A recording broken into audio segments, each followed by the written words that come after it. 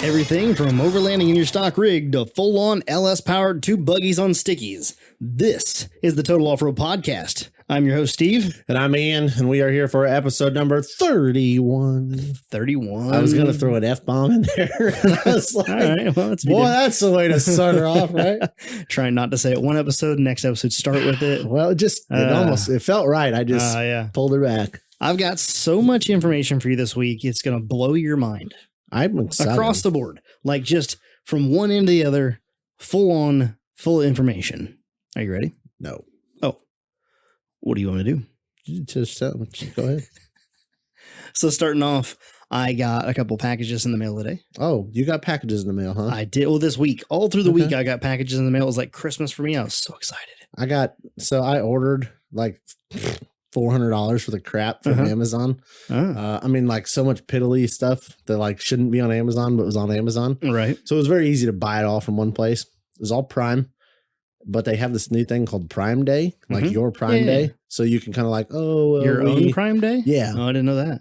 So what it is, it's something with the shipping where they don't like rush ship 95 things to you. Oh. They like everything will be here on Friday, and it shows up kind of condensed and lets them ship it a little better. Yeah, right. Yeah. Because they've always given me the option to do that. Like, save, take or, whatever shipping together, consolidate the shipping. Sometimes they'll give you money back for it. You get $1. Right now, you get $1 digital credit for like a book or a movie or something like that, which whatever. So I ordered all this crap. Well, it all showed up today. So I'm like, I got like 9 boxes from Amazon today. Nice. Anything good? Oh, yeah. Okay. I mean, I got door seals, some lacquer thinner. So I know you could ship, but apparently you can. Oh, yeah. O2 sensors, the right O2 sensors. Oh, that's good. We're going to need those. Yeah. Let's see. Some air fittings, some trans bolts, transmission filter, trans lube blocker, gasket. Nice. All this is for the hose. dime piece buggy. Oh, yeah. Like this is everything. I went down my full list and this is it. Nice. So it's all here. All showed up. Throughout the week, I got my second 24-inch monitor to complete the trio. Ba-ding! So I have that now. Pretty excited about that. Just got a message a minute ago about getting my computer shipped. So it's getting ready. It's already boxed up and ready to hit the road. Hit the highway. Hopefully it makes it here in one piece. We'll be very disgruntled if it does not. Bro. That's not even funny. No. That'd be bad. In the mail yesterday, I got my springs. My leaf springs came in from Chris. Unfortunately, they may not work. What did you do? Order the wrong ones? No, they're the right ones. They're the ones we talked about ordering. Everything else is just that they're different than what I have. Like we didn't order the same spring because my spring is not the original spring. It's like a bastard pack of what it was. Yep, I remember that conversation. Yeah, for low key the XJ, and so I got my new leaf springs in, and they're 3-inch leaf springs because obviously I went down a lot. 3-inch wide or 3-inch lift. Like lift? Okay. Yeah. They're 3-inch lift off of a stock XJ, and I took them out there. I was like, okay. I was like, man, those things look short. And I walked them out there. I was like, oh God, they are short. They're 4 1/4 inches overall shorter, and they're 1 3/4 inches shorter from the front eyelet to the center pin. So literally going to lose 1 3/4 of wheelbase. So you didn't know what you had then? I have no idea how. Which is fucking wild. I don't even understand. No, I mean, I know what I have, but what I have is a 6.5-inch lift spring from Rusty's. And so somehow, because it's a 6.5-inch lift, they must have stretched the spring out. Changed the mainspring, maybe? I'll bet that they stretched the leaf spring out so that it would give them a better geometry on the shackle. Yeah. I'll bet that's what they did. With the 6-inch lift. Because they did a 2-inch shackle too. It was an 8.5-inch lift, so it's a 6.5-inch leaf spring and a 2-inch shackle. Either way, it's not going to work. So Chris and I have been back and forth on the phone all day talking about different options for that, and he's going through and picking through all my other parts that I've ordered and gotten ready so that we can make sure I have everything. We discussed the Daytona pinion support for the 9-inch, whether or not I needed that. What does that mean? The Daytona pinion support is an aftermarket pinion support that is more robust and has, I believe, better oil holding or draining properties. It's made more for like racing application, more for like the modified cars that run 9 inches and like drag racing for more horsepower. he called his rep, and his rep's like, he's running a stock 4-liter. He's like, yeah. And 543 gears? Yeah. He's like, don't worry about it. You don't need it. So we're going to go with that. Instead of dropping an extra $400 on. So it's basically a beefier pinion. It's a beefier pinion support. Yep. And it's made out of a billet aluminum. So interesting. That's kind of what I figured it sounded like because I you know. And then, I didn't really know. And then I got another package. And that was, you're going to whip it out. Oh God. You haven't even got it out yet, but like the people don't know that. So I'm like, oh God, what is this? Don't tear up this box because this box is very important, but open the box. Oh God, I dropped it. You can drop the box. I don't give a fuck with that. 6-year USA warranty. Is this even what's in the box? No. Okay. I wouldn't get you a 500 or 150 that's what I'm like, bro, I don't want to burst your bubble, but I have no idea what an SP 150 600 mm f/5-6.3 DIVC USD. It's a Tamron Super Zoom. Well, it's made in America. For all you camera nuts out there. Yeah, those people somebody just jizzed all over their steering wheel. Somebody's like, what a 150 600? Like, I don't know. Why does everybody have to get me boxes? Come on, just open the fucking box. Jeez. God damn it. I hope it's Christmas. It's not never glitter. Been glitter bombed. It's not going to blow up on you. Well, it's not the first thing that's going to blow up tonight. It's not. It's a lot of stuff. Pull it out of there. All right. Here's the box. aside. I got to give you this back. Okay, give me the box. You got to return that to Amazon? No, this is my shipping box for shipping the lens out to have it oh gosh, cleaned and you got serviced. some stuff. I got some things. Oh, that's cool. Well, who's it from? I know who it's from. It's from Truggy Life. Yes. Do you know whose truck that is? No. That's Ryan King's truck. Oh, is it? Yeah. So you got some shirts. Fuck that guy. Well, it makes a good poser. I mean, it's junk now. Yeah. I think he parted it all out. But it was nice. Now there's something on the front of that thing. There's something on the front of that shirt. That shirt's already ruined. What's on the front of it? I don't know. I thought I saw spots on it. Right there? Yep. Well, you just have to ask for a refund and then keep the shirt.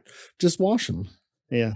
It's your shirts. Oh, God. They're both for mine? Mm-hmm. Did you get one? I got two. Damn. You're too nice to me. Yep. Probably gave me the fucked up one. No, one's 2X and one's XL. So, I mean... Well, thanks. I'm sure. I guarantee it's better than whatever's in that box. That's all I've got to say. So I appreciate it.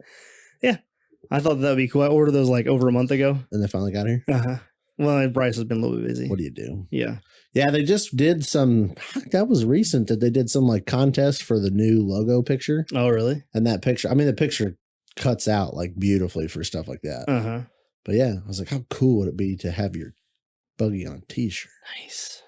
That would be cool. I bet you can make that happen. I can. I know a guy. I watched a video the other night on YouTube, and the guy was making his own like silk screen. I think it's called silk screen, where you put the screen down with the ink and then drying them in his like office in his house. And I'm like, well, it looks pretty easy to do until you like Amazon the tools needed, aka the silk screen press machine and this like fucking t-shirt cooker. You're like, what do you mean it's $5,000? Oh, buddy. It was bad. Of course, I don't know what I'm looking at. So I'm like, is this a good one or not? Either way, it's too expensive. Was it expensive? It's a couple dollars. It's a couple dollars. So another thing that happened this week is in response to, oh my God, so many responses to last week's podcast. I got field dayed. Yes. So here's the best one. I think I got the whole time of the podcast. Somebody sent you a message? A text message. Oh, that's nice. A text This message. has got to be the best one that I've gotten. Not a messenger message. You got a straight text message. Straight text message. From one of our listeners. Yes. Okay. That apparently knows you well enough. Knows us both pretty good. Okay. T-fucking-D. Oh, yeah. You were telling somebody about this. I saw it on a group message. He sent me a text and like was full on like, this is how you need to do this. This is what you need to do with that. Blah, blah, blah. We were talking about the heater hoses, I think. Oh. And I'm like, hold on. First of all, you figured out how to listen to a podcast. So proud. Second, you're to date with the podcast. Like not even like 24 episodes behind. To date. That's half of our friends. Because I want to say it was like Wednesday too. It was like, it was fresh. Yeah. And then I was like, bro, I thought you were dead. Like I haven't talked to you in a while. Which is uncommon for you two. Yeah. I know. And so I was tickled. Just all of a sudden I was like, look at this guy. He's podcasting. He's responding and current with the podcast. And oh, by the way, how the fuck are you? You know, I was blind blown. That's great. And then somebody else, I was talking to somebody else. Oh, Nate sent us a message and he's like, what group are y'all talking about? I'm like, bro, I don't remember talking about nothing about a group. So I had to go back and listen to our own podcast episode. It's like, oh, we were talking about our group, the Trail Riders page. And I was like, oh. I'm like, I don't remember what the shit I just said 5 minutes ago. So I always mean to ask you this, but do you think that Nate Newton sounds like Nick? Yeah. If you close your eyes and you're just listening to the podcast, you're like, oh, Nick's in Utah. Yep. The funny thing is, I think if you trimmed up Nate's beard, they look very similar. Oh, yeah. Like they're both just big guys, like big burly frat boys, bros. But like, I think Nate outbeards Nick. Yeah. I don't like say like, oh, Nick, your beard sucks, but like it's just got more beard. Yeah. Like if you just trimmed him up, I feel like they'd just, I mean, I don't know what they'd do if they met in person, but it'd be awesome. I'd be glad to be in the middle of that. Yeah. Oh man, that would be, oh God, it'd be like a bro off. They just like instantly hit it off. It'd be magic. It like just oh God, it'd be crazy. I don't know if they'd slam a. They definitely like, both of them with shotgun. It'd be stone cold. That's how it would start. They would just walk in the room and both of them would just reach over like in like out of screen. Like they'd reach over and like both of them come back with a beer of choice and just crush it and just drink it. Yeah. I mean, they both just shotgun it like fast, like, yeah. then they high five. They like jumpingly high five. Like, yeah. I seen a video the other day. Great. It was in Nate's garage, I believe. There was, I don't know whose old ladies were on the mini bikes, but it was like, I don't know if it's his fiance or somebody else. They were all standing around there having like mini bike donuts in his garage. I'm like, why don't we party with these people? Like, they live where we should be. Clearly. Lucky people. So what kicked all this off was, last week we discussed my YouTube channel and how we couldn't find it. Yep. And Lincoln Bray hit me up, was like, I figured out your problem. I know why you can't find your YouTube channel. He knows why you can't find your shit on the internet. Yeah. Got it. And then proceeds to tell me that I know how to run the internet. Somebody's been drinking. Last calls at the end, not the beginning of the day there, boys. In YouTube, when you make your name, there's a first name and a last name. Oh, yeah? Like the name of the channel. Okay. It's first name and last name. Well, that seems stupider than shit, but... Well, yeah, exactly. I'm not in charge. Maybe I don't know how to run maybe I don't know how to do it. I don't know. But either way, I put it in as low_KEE as the first name, and then the last name was _TV. Okay. In that process, obviously, your first name and last name don't touch. Yep. So to find it on YouTube prior to him telling me this, it was low_KEE _TV. Boy, that'll fuck you up. Now, who the hell? And I was like, well, fuck. He figured it out. So he looked at it and apparently saw it. Yeah, exactly. How do you figure that out? I don't know how he figured it out, but I bet you he utilizes a comment or a post on the Trail Riders page to tell us, so he can get in to be top number one.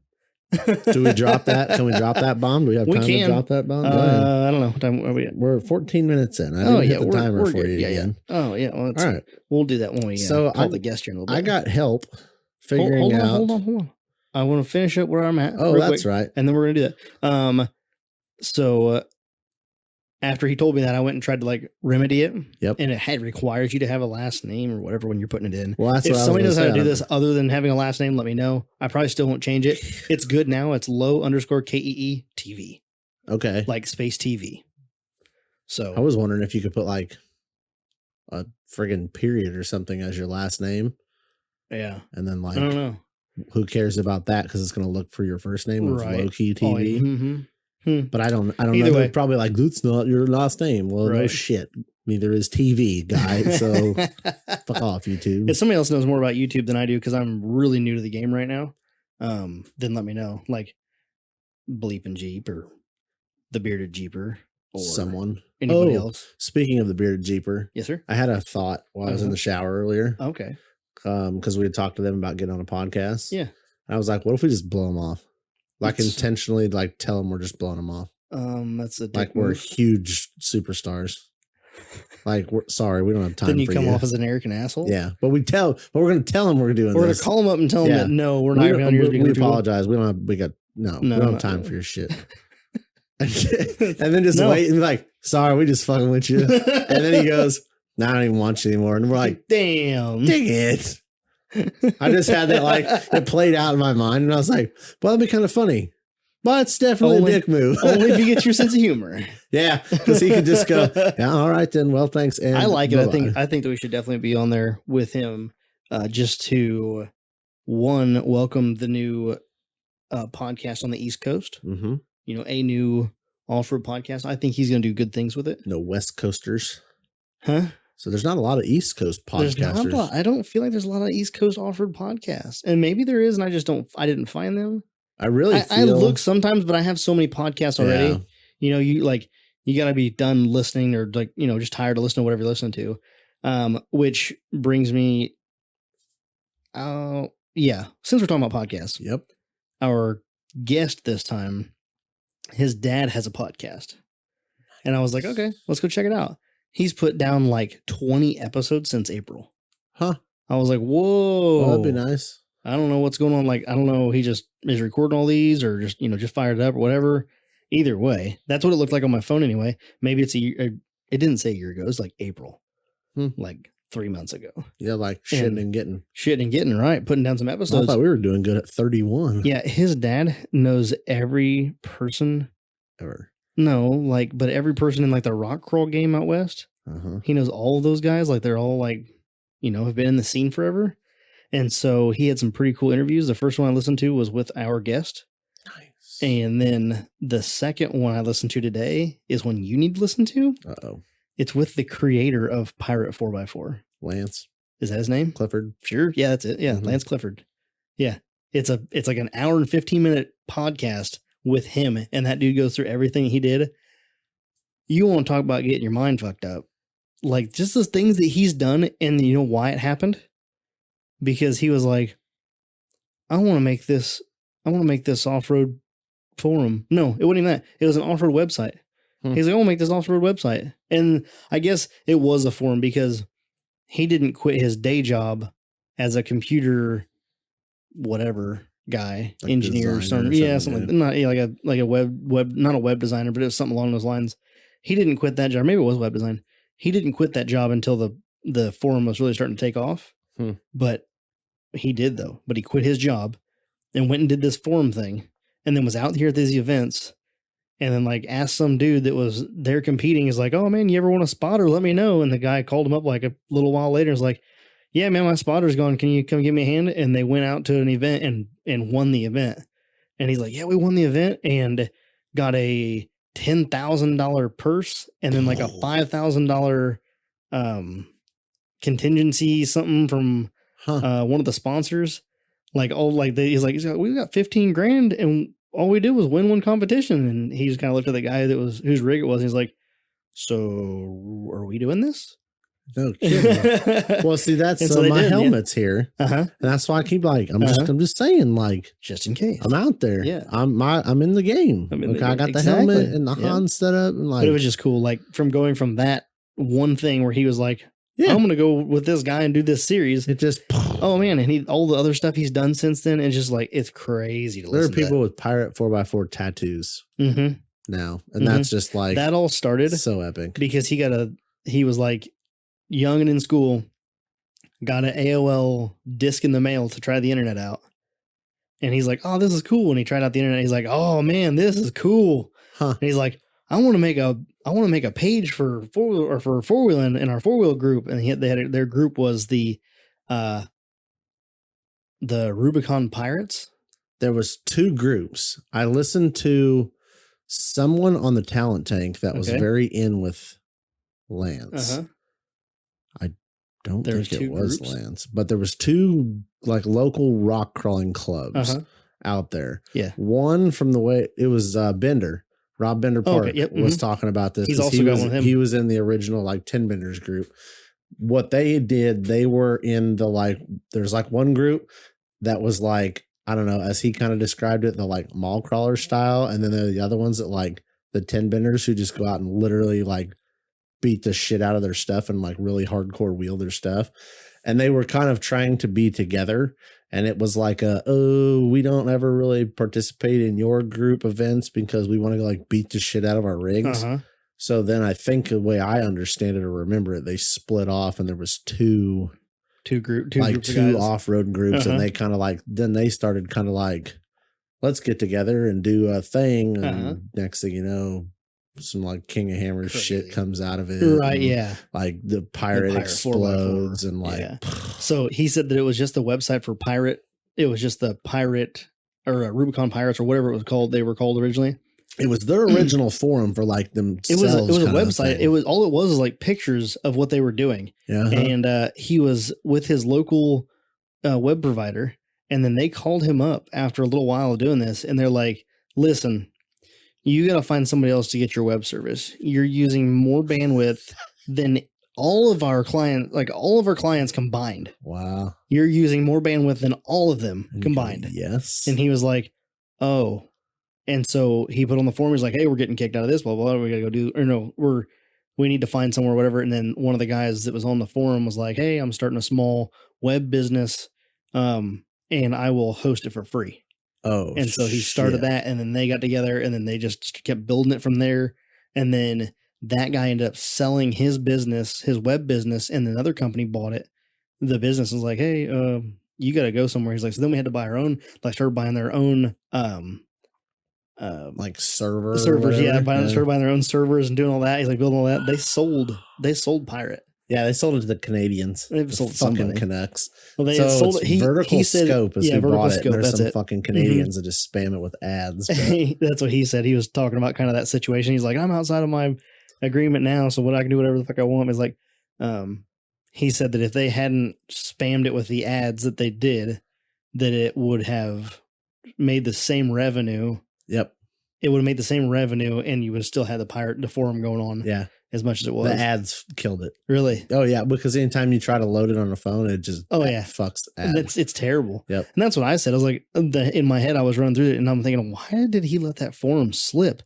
And then he said he sold it. And I was like, oh, okay. You didn't let it slip. He was somebody else. But he said that the payout, he said that company hit them up several times. Oh, yeah. And he kept saying, no, thanks. No, thanks. Like, that number's not big enough. What am I going to do with that? Get out of here. Yep. And then finally they come back with some number. And he's like, how the hell he talked to his partner, and he's like, so dude, everything is for sale for the right price. I mean, and he said that at that time he saw that Facebook was coming up, and he's like, I don't think Facebook's going anywhere. He's like, and I'm really nervous for the forums.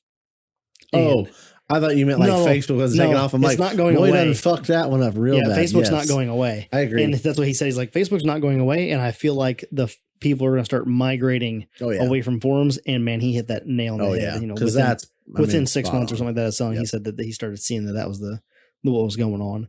But brilliant. Yeah, he was talking about Facebook and Instagram ruining the internet. I'm like, I don't know. They've changed the internet. They changed the internet. I mean, but the thing is that the forums didn't keep up with. The only thing they got for the forum was like Tap-A-Talk. Yeah. And so like everybody's moving to mobile. That's what ruined the forum. Like, is everybody moved to mobile in the forum, in my opinion, I guess. And I don't know everything back door of it. But in the, when that comes down to it, it's like,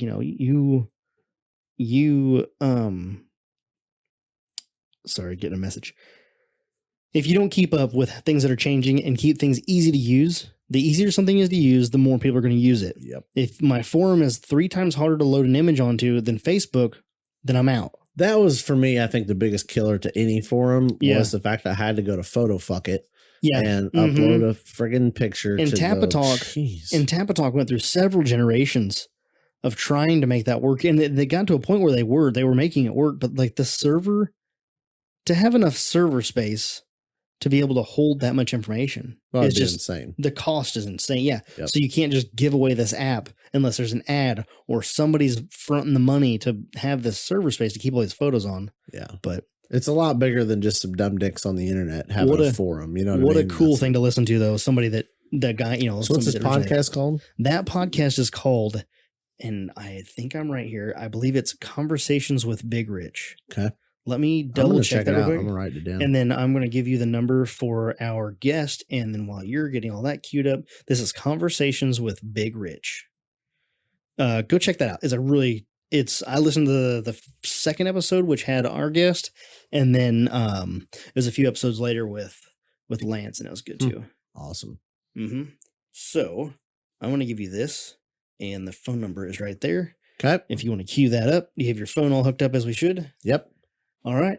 I will, while you're working on that, I will tell the guests about our guest, our listeners about our guest. And so our guest today is him and his dad started We Rock. He has moved around quite a bit and done so many things, it seems. Just doing the research on him last night, had so much going on. And he's also now the owner and coordinator of Trail Hero. Our guest today is Rich Klein. This is Rich. Hey, Rich. This is Steve and Ian on the Total Offroad Podcast. How are you doing tonight? Yeah, thanks for having me. I'm doing good. I was doing some research on you, getting your backstory to kind of have some ideas of questions to ask you. And I've got to say, my mind is just mush from all the content I've consumed in the last 24 hours learning about you. There's a little bit of it out there, yeah. There is just a little bit out there. And I am trying to figure out where to even start.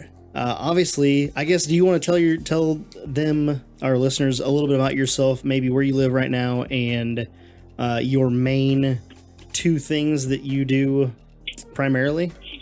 Well, I'm guessing there's actually a large amount of people who haven't heard of me, and that's because I generally play behind the scenes. Yes. A lot of what I do is promote other people and bring other people to the forefront so that, what they say, the rising tides raises all the boats, right? Uh-huh. And that's really my outlook when it comes to this.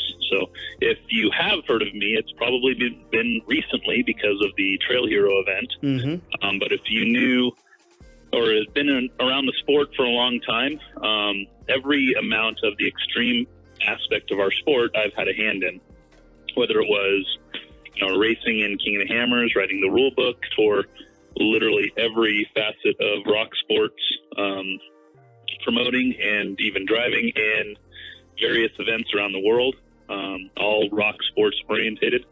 I've raced the Baja 1000 first off the line in a trophy truck with Pistol Pete Soren, and finished every single King of the Hammers race I've ever entered, and just kind of played on the backside of things a lot because, to be honest, it's just more fun that way for me.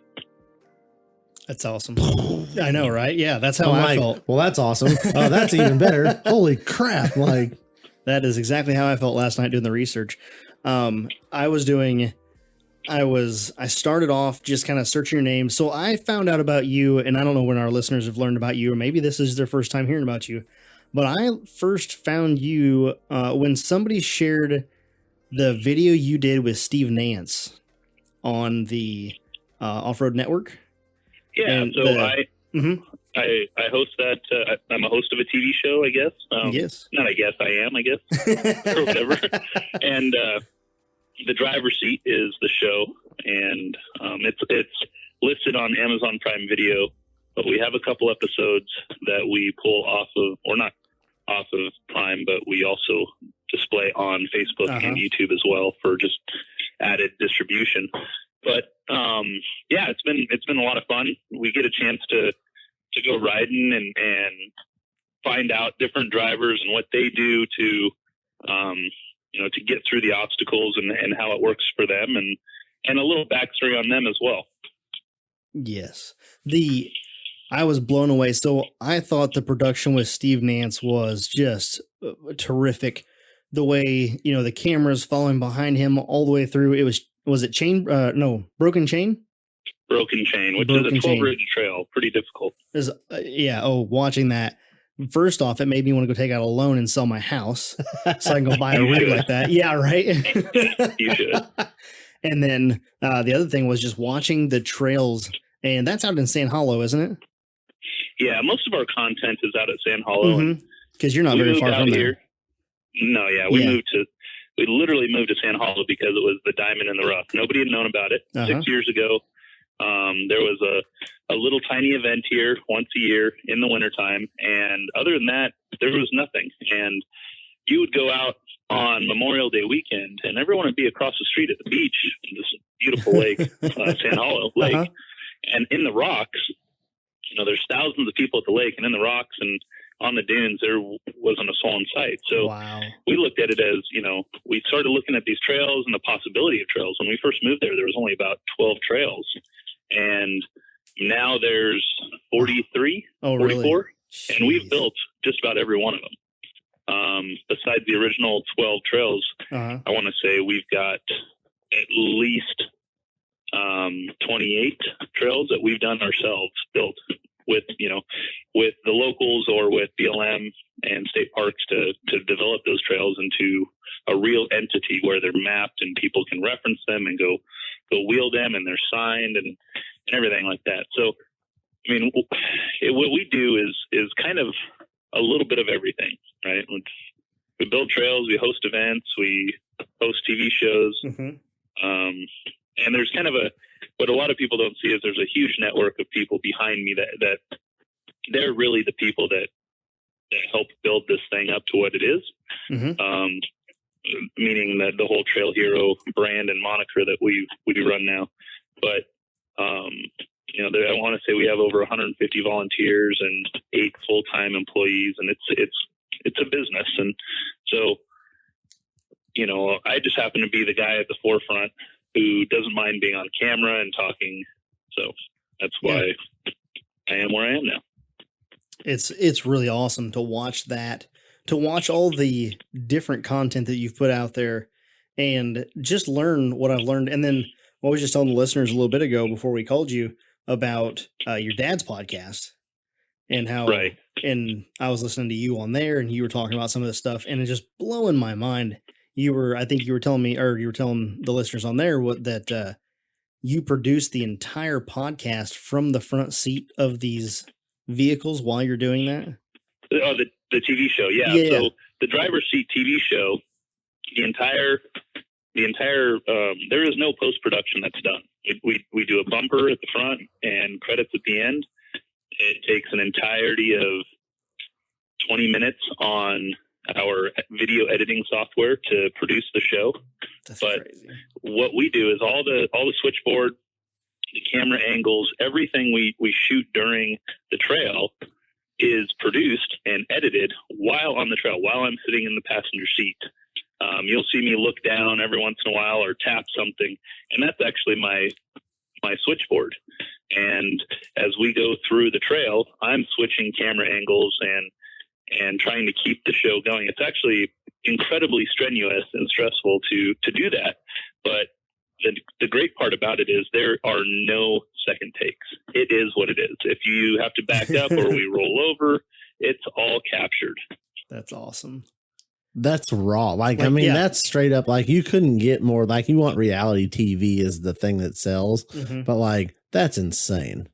You want to hear the best part? Well, I was going to say the best part of it is go watch one of those videos and you would never know that. Yeah. It's not like some jankety, YouTube guy with a selfie stick going, it's like super high quality. You thought that somebody sat down in a studio with 8 guys, producing this video, and then come to find out the guy that's asking the questions to the driver is also sitting there running all the cameras. Wow. Wow. Rock calling. Yeah. Wow. Writing. Yeah. While nearly getting in rollovers, while holding equipment in my hand, so that when we rode with Gordon Bailey from Bailey Built, and we almost got in 10 rollovers, and I've got the equipment in my hands. I don't really have anything to hold on to, and there's grab handles and stuff in the vehicles, but you're not gonna let go of that switch. I don't want to let go of the equipment. Something tells me that a broken arm would probably be cheaper than the equipment you're holding. Yeah. No, save the equipment. The arm will heal. The arm will heal. Yeah. Exactly. We've gotten into some pretty close calls. And when we first started the concept of the show, we never released any of the footage because it was incredibly difficult. Originally what I wanted to do with the show was drive every trail as the driver and the producer editing the show on the tablet at the same time, while talking about what I'm driving. Because doing that in a passenger seat's so easy, and why not drive too? Okay. Well, I found out really quick I couldn't even drive the obstacle and talk about it. These drivers we jump in with, when they are driving the trail, it takes so much concentration to just make sure you're on the right line, that your hands and your feet and your head are in concert with each other, and you've got great eye-hand coordination. And then on top of that, try explaining to somebody what you're doing. Just maybe you're in the kitchen, right? And you're cooking dinner, and your son's sitting next to you or whatever, and you're explaining to him everything you're doing while you're doing it in detail. That's no easy task. Now, get behind a $100,000 Jeep and do the same thing while driving up cliffs and rocks and stuff. And it is an interesting dynamic, to say the least. Yeah. Well, that's what I was saying, like about Steve Nance. Like, you wouldn't even know, like, if you closed your eyes, you wouldn't even know he was out wheeling. You just think you guys were sitting in a studio just chit-chatting. He's like, cool, calm and collected. Unbelievable. It is amazing what Steve is capable of. And, he's one of our, I literally invented a new portion of the sport called Trailbreaker. And it happens during our annual Trail Hero event. And he has won that thing twice. And he's only one of two drivers that have won it twice. And he is, as far as skill level is concerned, he is, that top tier, top echelon of a driver. And we were just so thankful to have him out on the trail with us that day. It was excellent. If anybody hasn't watched it, so you said that the driver's seat is available on Amazon. Yeah, because I'm pulling it up right now, looking at it, and it's on. I didn't know that they were available on Amazon. I've watched several other things from the Torn, you guys' network. Yep. And I've watched several other things on there, but I didn't realize that the driver's seat was available there. So that's going to be my new go-to. Yeah, driver's seat is actually under the Trail Hero series, just because it's closely related to what we do with the event and whatnot. But I want to say it's season 6 of Trail Hero.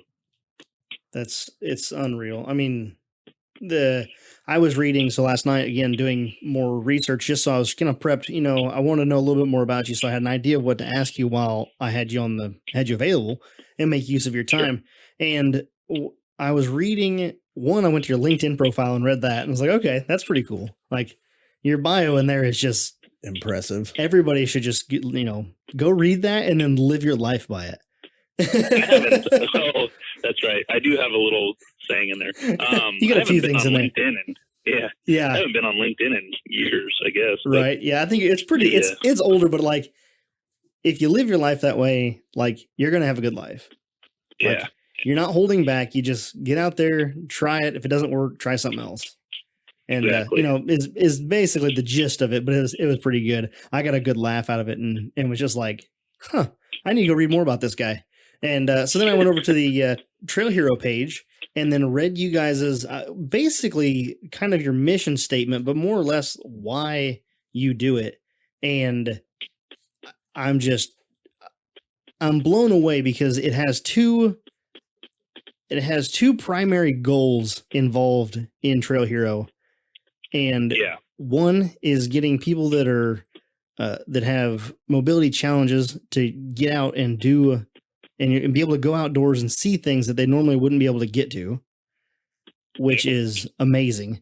And then on top of that, equally important is you guys are also fighting the good fight for land use. And I'm just so one of the things that Trail Hero itself has literally about 200 missions at this point, but when you drill it all down to the nuts and bolts of the operation, we really focus on and are embedded into the special needs community and the veterans community. And when you really look at, for me, I grew up in this industry, and a lot of people have, right? Their grandparents went wheeling and their father went wheeling, and next thing you know, they grew up in it and they went wheeling. Heck, I got my first rollover at 2 years old and I've been hooked ever since. But that's how when you look at, when you look at the sport and you reflect back and you ask other people, why is it important to keep, the land available to go off-roading? And they say, well, I've always done it, and I want my kids to do it, and I want the ability for my grandkids to be there, and that's great. That's a great storyline, and that's very important. However, the only people that can get in line with that are people on our side of the aisle that believe the same things we do. And so we started looking at, my grandfather's career military, got injured and in a conflict, and for us, it was at one point we built him a Cherokee, and his goal was to go drive the Rubicon. And when he got up on the Rubicon with his Cherokee, it was, his eyes were opened. He got a chance to do his lifelong bucket list item, and it had been on his bucket list since he had been in that conflict and experienced Jeeps and whatnot. So, for us to be able to give that to him, it was amazing. It was life-changing for him and for us, and for me particularly. So when I told myself I was going to get back into the industry, because I took a hiatus and went to Alaska, when I told myself I was coming back, I said, I want to really be embedded within the community. I want to give back as much as I can. And so we decided to do a veterans access. And along with that, in concert with that, we did a special needs access. And the idea is that, with the veterans, here are people who fought for their land. They need to be able to access it. Yep. And so many times we get those access rights or trails taken away from us. And, if people don't understand that people can't go for a hike, they can't ride a bike, they can't jump on a horse, people with special needs need to have motorized access to go experience those lands, to have fun and get out in nature the way, it was meant to be enjoyed. Right. In the way that they can. Right. The only way that they can. These Jeeps are their legs, right? So without their Jeeps, the paraplegics and quadriplegics, they'd never be able to experience the outdoors. And that, to me, is the part that is frustrating, because a lot of people vote certain ways or do certain things, support certain groups, without knowing that they're literally giving their rights away at the same time. Yeah. And so that's the premise of Trail Hero, is to raise awareness for providing motorized access to veterans and people with special needs. I love it. Well, I was doing some reading here, and that's just what the thing that blows my mind the other day as I was checking out the Trail Hero website was, I've heard of Trail Hero on social media over the last few years, and I've kind of guys out west primarily are like, oh, Trail Hero. I always thought it was like a weekend wheeling trip, or kind of like, hey, let's all go on this like event kind of thing. And then once I start really reading into it, it's like, first of all, that's not even, remotely close to what it actually is. But then the underlying, how do I say, messages, I guess, with the special needs, the veterans rides, and this, that, and the other. I'm like, wow, like it's so much bigger than you could even probably wrap your head around it.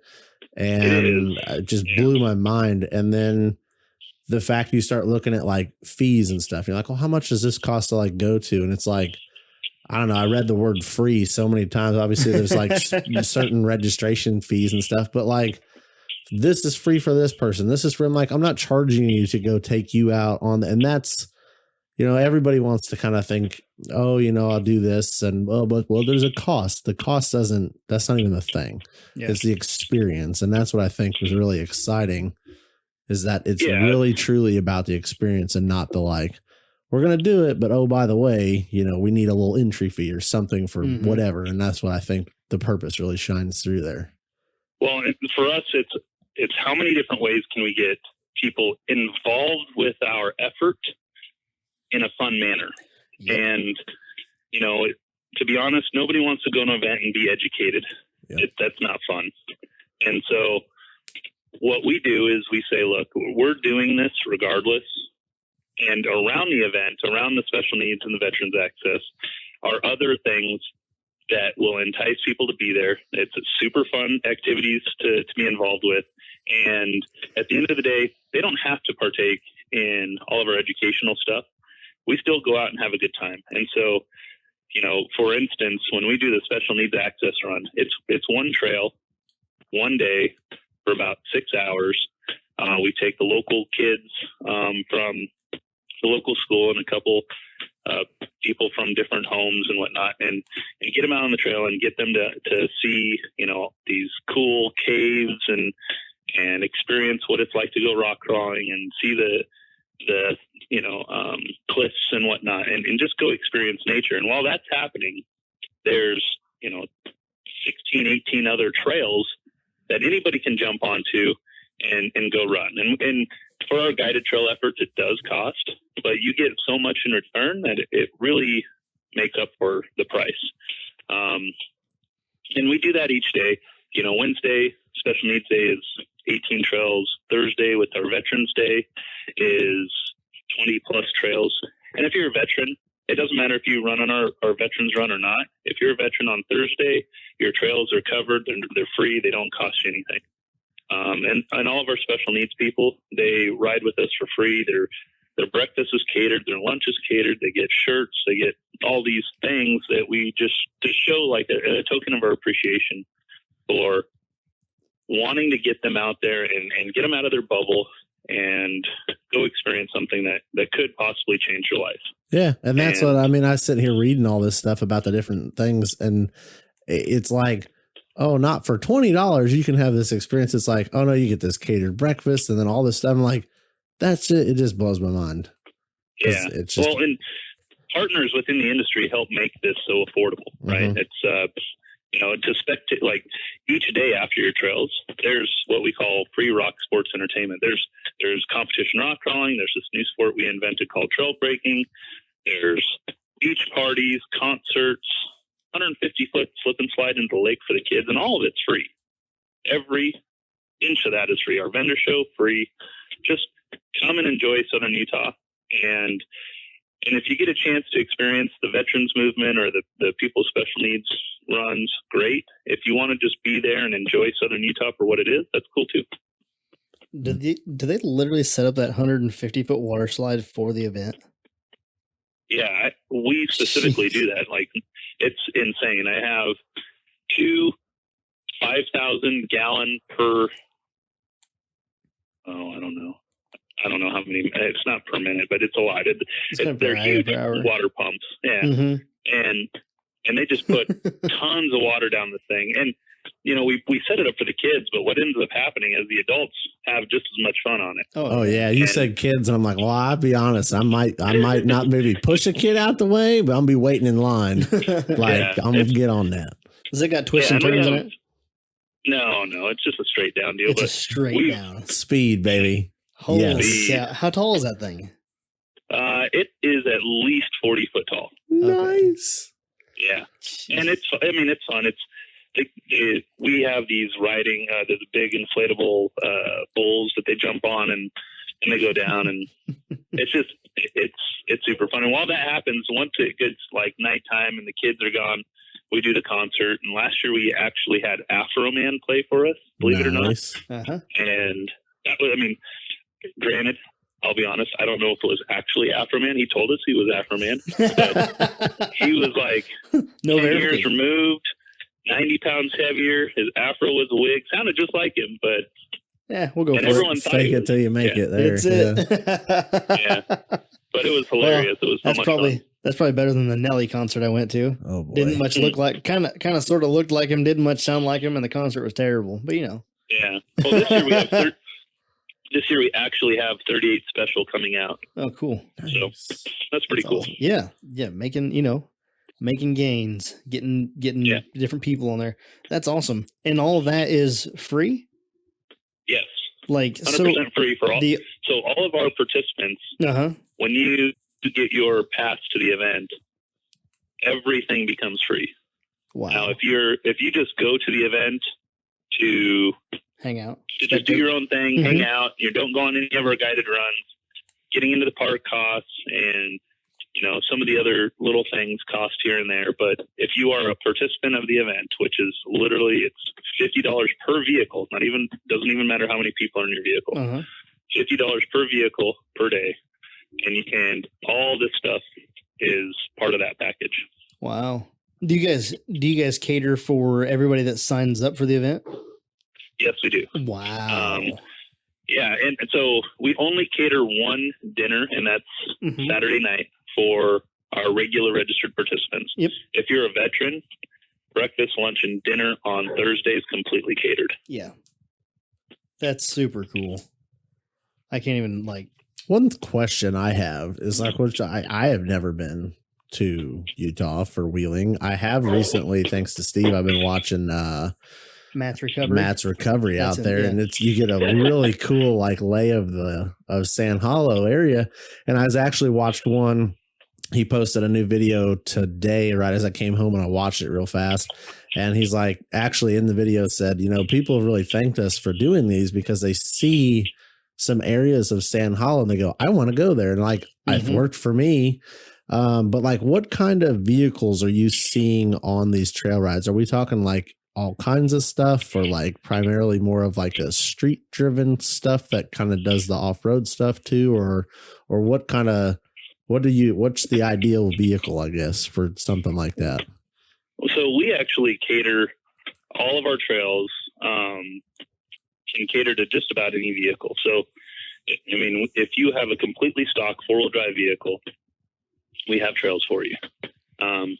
Those vehicles will go out to, not necessarily in Sand Hollow, but we'll reach out within Washington County here and go exploring, and we'll go check out Tokoro Falls, and we'll do a sunset run to the top of, Black Ridge.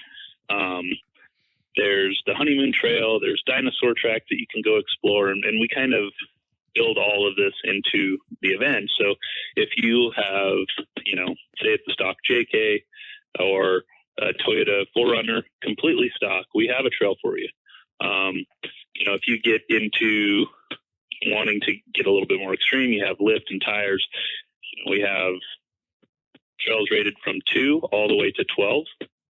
And we actually had to create our own, and it's more of a locals rating, but our own rating system, because I'm more of an extreme guy. And for me, a 10 rated trail would be something that is impassable or extremely difficult, where maybe only the top drivers in the world can do it.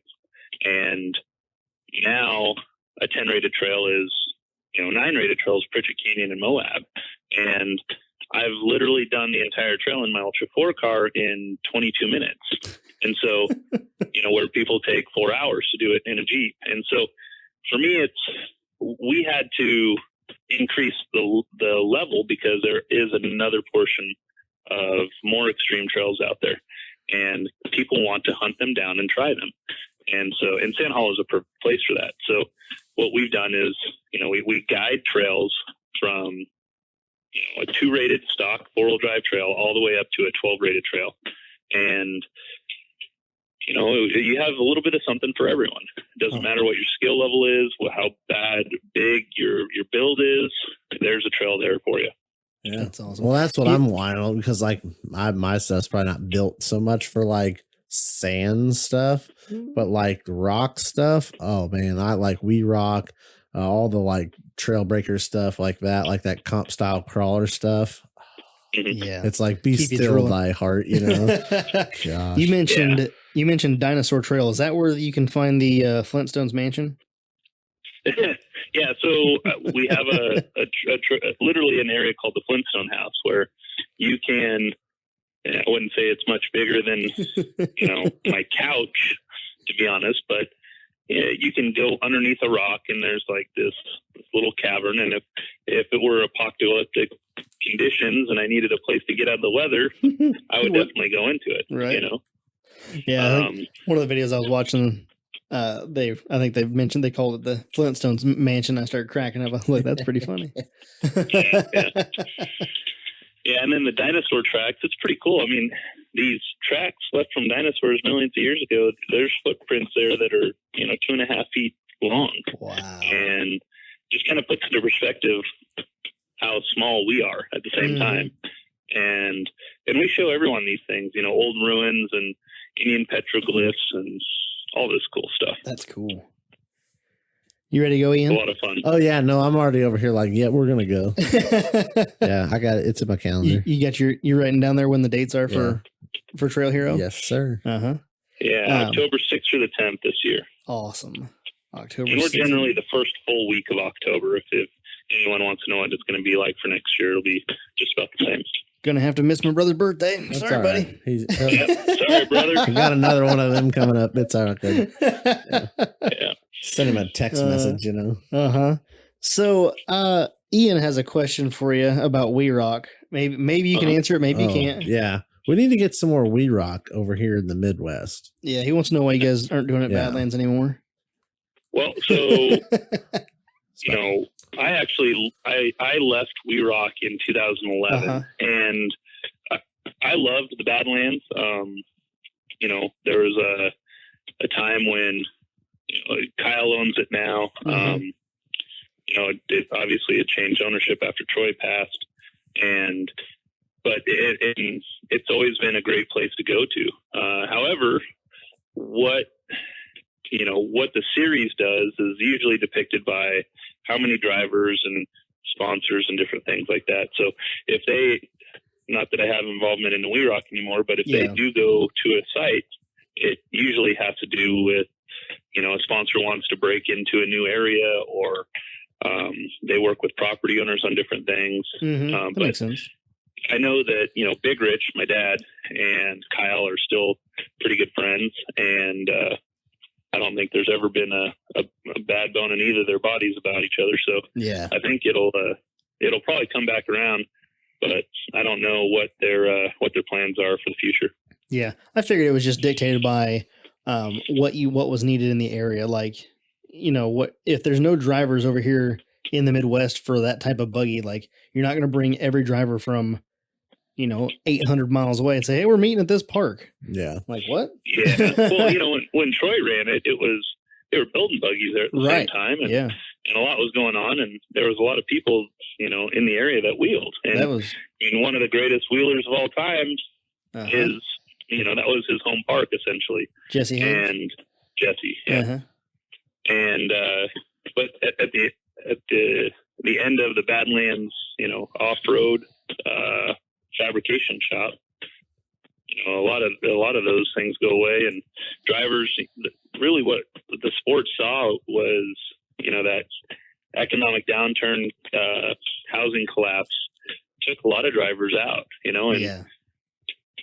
you try to keep the sport going, but at the end of the day, people have to pay the bills and keep the mortgage and make sure their families are together. And that was a stressful time just in personal lives, let alone, having expendable income to go do a competition. So, it's been a while. I know that they still do East Coast events, but I think they go to a couple choice sites, but overall it's, right now the interest is actually larger here on the West just because there's more drivers.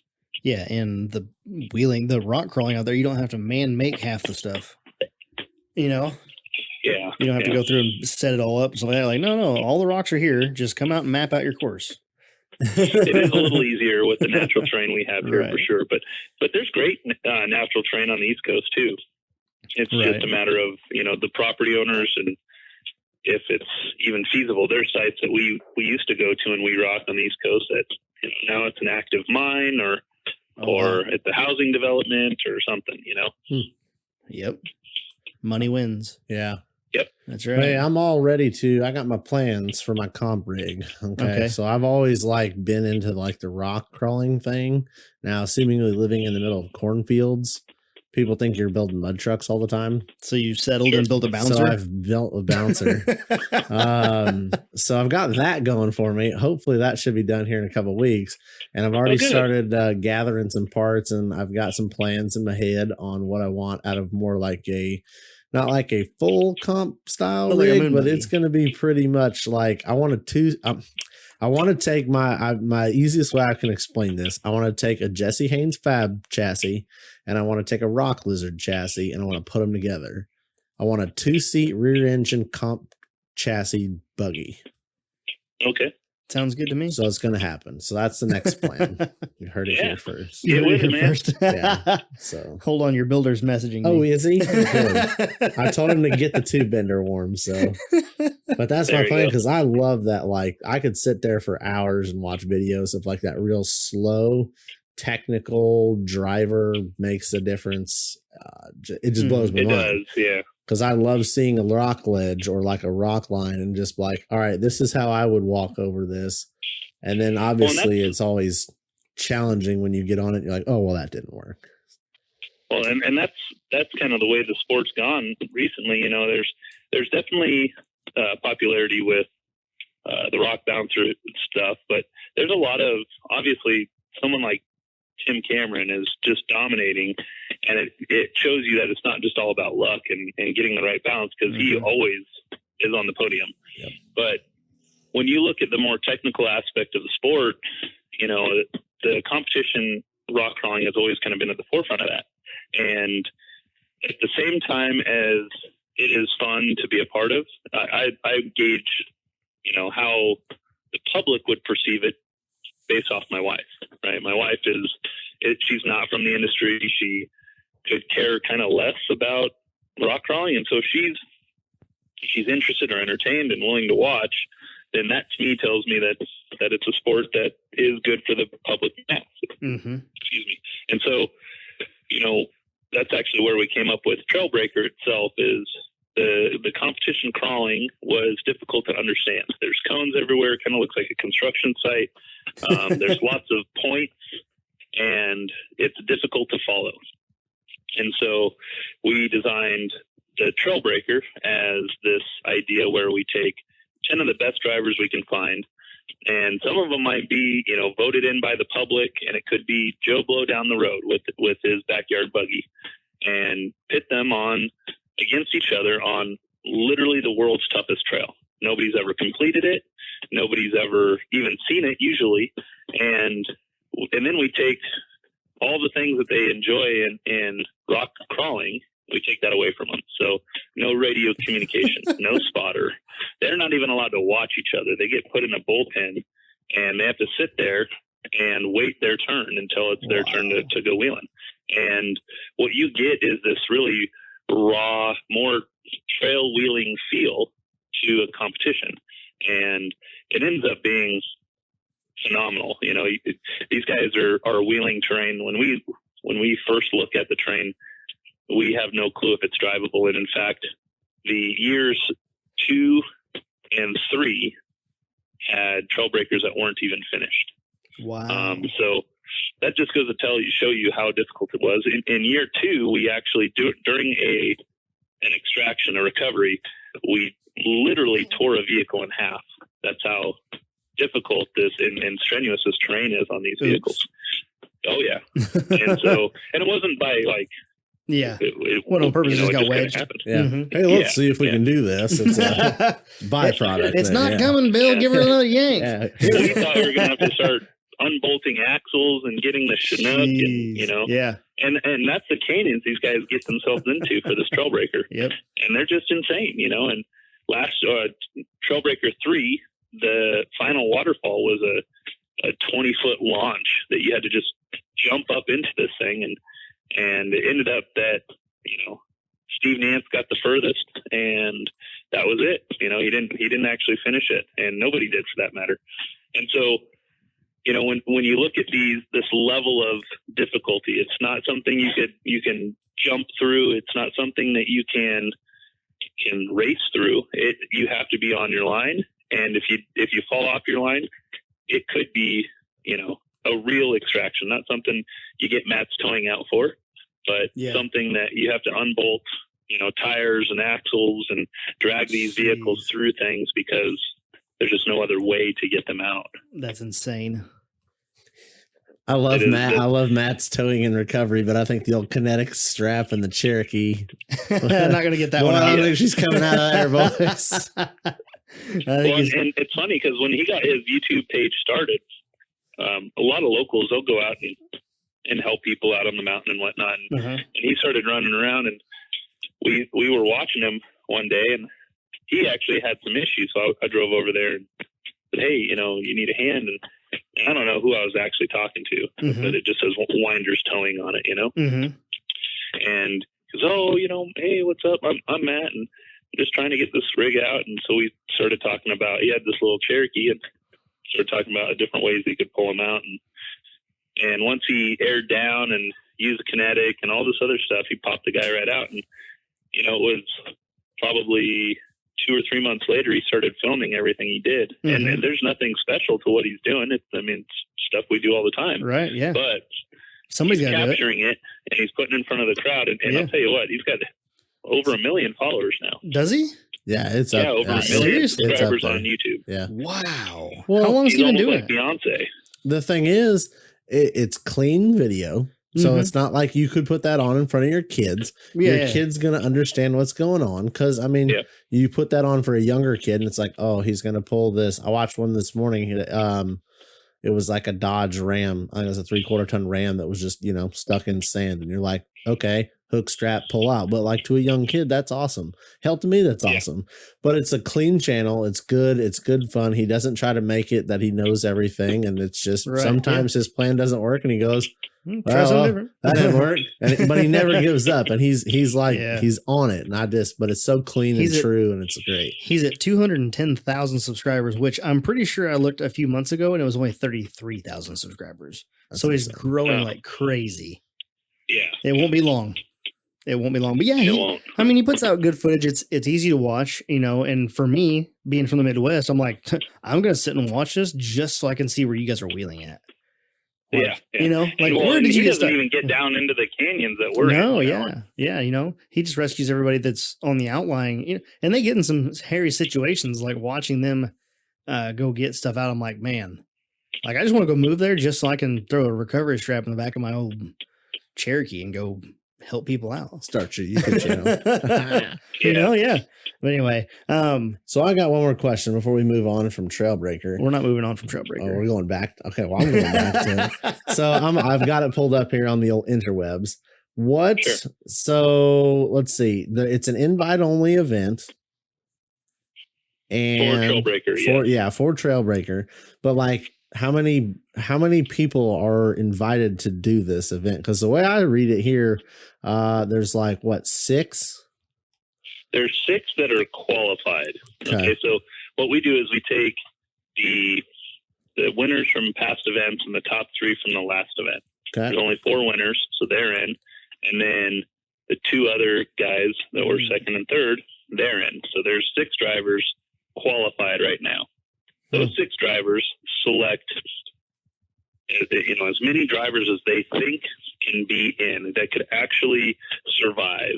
And they do their homework. They check scour the web and find videos of guys that are really pushing themselves in other parts of the world. And then reach out to them and say, hey, this is what we do. Would you like to join us? And, you know, a lot of guys are all about it. And some guys are, you know, no, I'm comfortable in my little neck of the woods, and that's fine. But you get a lot of people out there that say, that kind of talk trash. Oh, that doesn't look that hard, or I can do that. So this is kind of the open invite, right? Like, come on over, just check it out. And so those 6 guys select from a list that they put together. They select 3 people that they think can actually survive and do a decent job. And then we let the world of Facebook vote 1 person in because, you know, first of all, it's good for publicity. Second of all, we get the obscure mud guy who, you know, thinks he can run with the big boys, or we get someone like Kerry Gleason who, you know, is just some backyard wheeler, owns a propane, you know, company basically, and you know, propane injection, and he takes his clapped out Toyota and actually competes really well against these trailbreakers. Opened everyone's eyes that you don't need this $100,000 comp buggy to do this stuff. That Kerry did it in his $15,000 trail wheeling buggy with no rear steer, and awesome. So, you know, and leaf springs.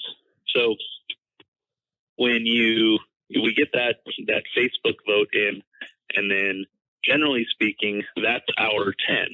However, this year for Trailbreaker, We are going to actually have an open invite, open to the public.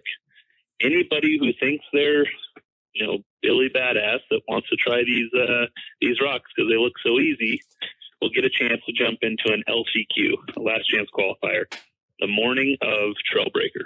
Nice. And so the course is going to be as difficult as any particular stage at Trailbreaker. And if you finish in the top 2, you will be brought into the Trailbreaker later that day. If nobody finishes the LCQ, then nobody moves on. Wow. So it's not who got the furthest or who did it the quickest. It's if you finish it, you have a chance of going in. If you don't finish and nobody finishes, then nobody moves on. You're just not ready. Why do you have this look like I should be building a rig for this, like getting ready to go? That's why I feel like you're looking at me like, all right, well, let's end the podcast and let's go build one right now. I'm ready. Okay. You just call up Jesse and get some portals because we're going to need those. Well, we're going to need a lot of checkbooks. We put all our checkbooks together. We'll be there. Yeah. And that's a good thing is what the Trailbreaker's done is actually pushed the sport now to another level of capability.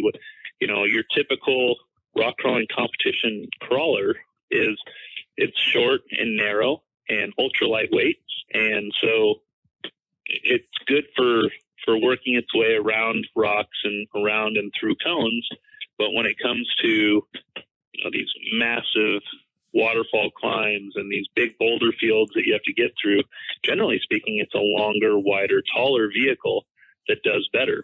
And that's kind of reverse from really anything that's happened in the past, as a build-up of the sport. So your more capable vehicles have 42s, they have portals, they have rear steer, they have 13 different ways to apply brakes.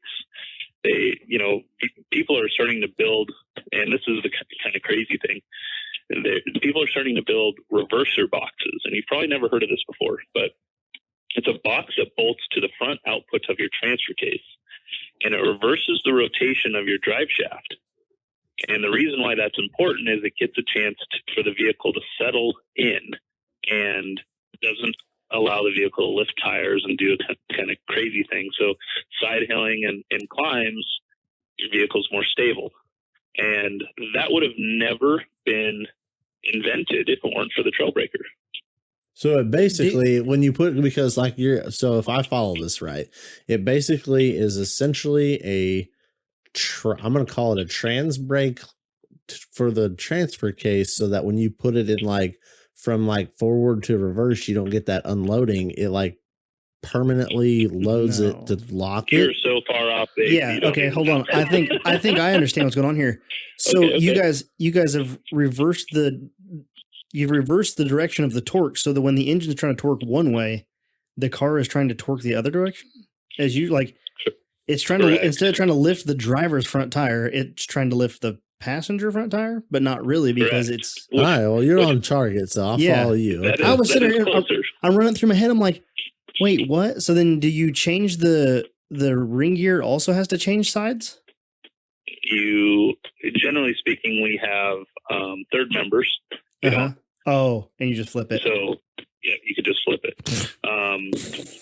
Okay. But when you look at the scheme of things, the torque of the motor as it applies to the axles and then to the tires wants to torque lift the vehicle in one direction, and you are adversely affecting that torque lift by forcing the front end to torque in the opposite direction. Oh my! And God.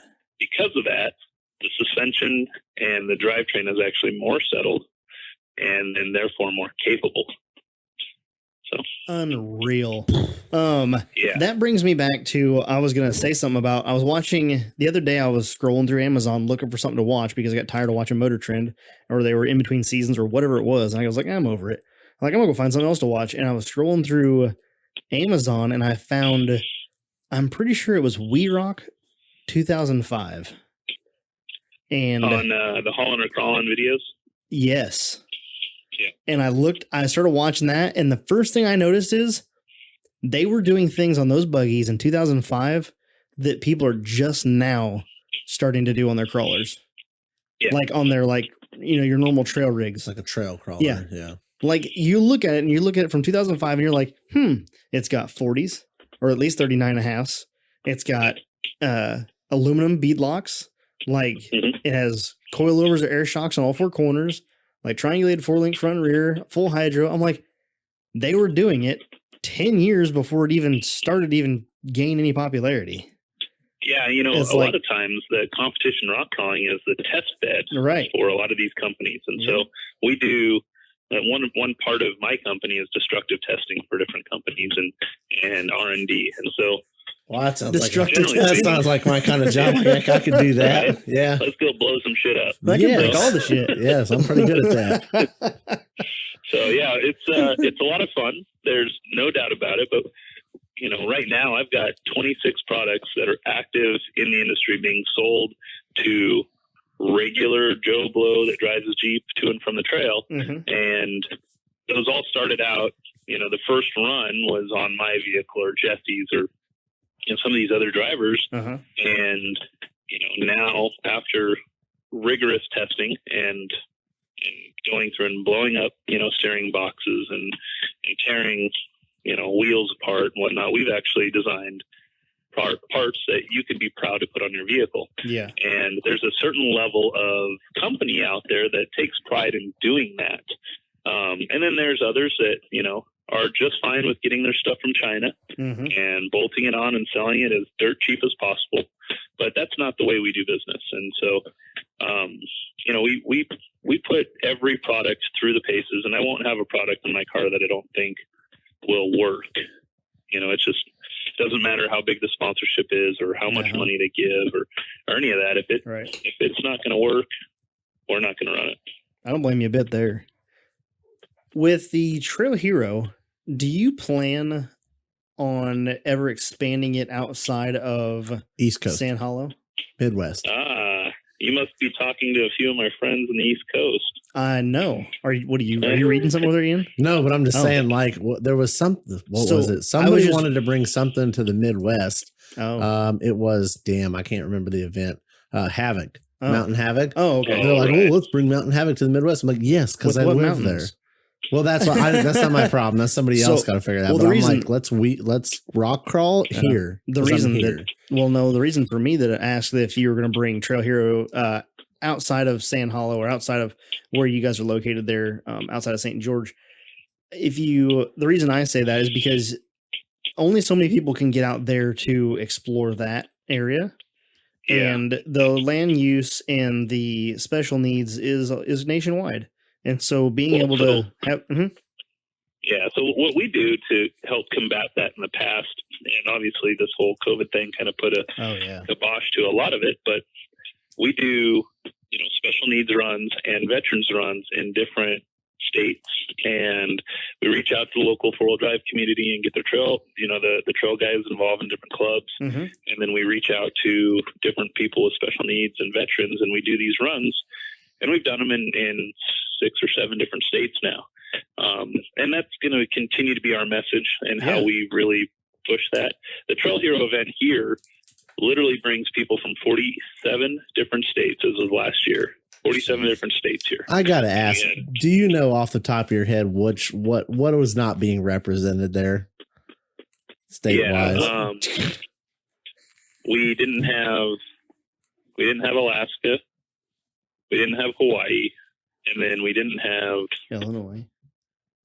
What'd you say? Illinois? Illinois. No, I forget the third one, but it was interesting. You know, people. we had 6 different countries at Trail Hero last year as well, maybe even more. Because we had the United States, we had Japan, we had Israel, we had Canada, Mexico, Alabama, and Germany. Huh. And we couldn't get all 50 states in them. I'm like, come on, folks. Well, like, Montana and Delaware, neither of those listen to this podcast. So I'm assuming they don't do 4-wheel at all. I don't know if you guys heard me or not, but the country Alabama was also there. Oh, was totally different than the U.S. Yeah. I don't know if you're familiar with that. And did Mississippi, the country Mississippi, make it? Yeah, Mississippi made it. Okay, that's good to have them there representing. Yeah. The reason I was, that was why I was asking is because like being able to, stretch that message out and get more people on the trail that can't necessarily do it. Maybe they're interested. Maybe they watch it on YouTube, but they don't have a rig or they don't have a friend that has a rig, so they can't go out and do it. And it's like, man, to have a platform to be able to reach those people and get them access to that. Wow. That in itself is just a great mission. Since you guys asked, and I'm not one for hiding much, I might as well tell you, we are working on a Trail Hero East to be done in May of 2021. And got any idea looking for what locations. State? Okay, I was gonna say, you got any idea what state it's gonna be in? Yeah, looking for locations. Right now, we've got a couple really good ones. The problem is we need lots of land. We want to do lots of trail riding, and we want those trails to be, to cater to all sorts of vehicles. And so, with that, we'll bring some of our competitions, and we'll do a trail breaker, and we'll do a rock crawl, and those other things as well. But it's got to be enough land to camp on. It's got to be enough land to have 18 to 20 trails on, where guys don't have any kind of conflicts as far as what they can traffic drive or anything like that. Yeah. And so, but we do have about 4 sites right now to choose from, and here within the next couple weeks, I'm making a trip out to the East Coast to nail down where we go. Awesome. And it's been pretty exciting to get this going. We're working with Alan Woodson of Access Fabrication. He's in Virginia, and we're working with Abe Wine he was a host of Truck Night in America. We're working with him as well on a couple locations. And that's what a lot of people, may not know. If you've seen that TV show, Truck Night in America, I'm the one that actually designed the entire park, all the obstacles and whatnot in the TV show.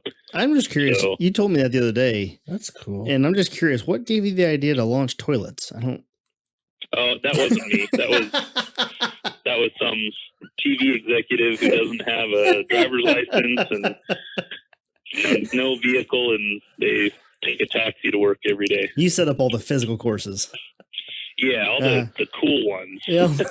Like the toilet didn't have the running waterfall, the waterfall that you had to drive up. I interviewed with one of their producers, did like I think it was Skype interview to be on that show, and then they canceled it. Yeah. Well, yeah, and but when the producer asked you what size tires you were on, and you said jack stand, he was like, "Well, talk to you later." So the part of that interview was like a vehicle walk around, and I had just pulled the axles out to cut the front of the frame because I was going to do like tube chassis on this. Was before I went buggy, yeah. Oh man, because I was just going to cut it had like the 2-wheel drive spring pockets on the S10 frame, so I was going to cut it there, go 2 tube rails up, and then 4-link it.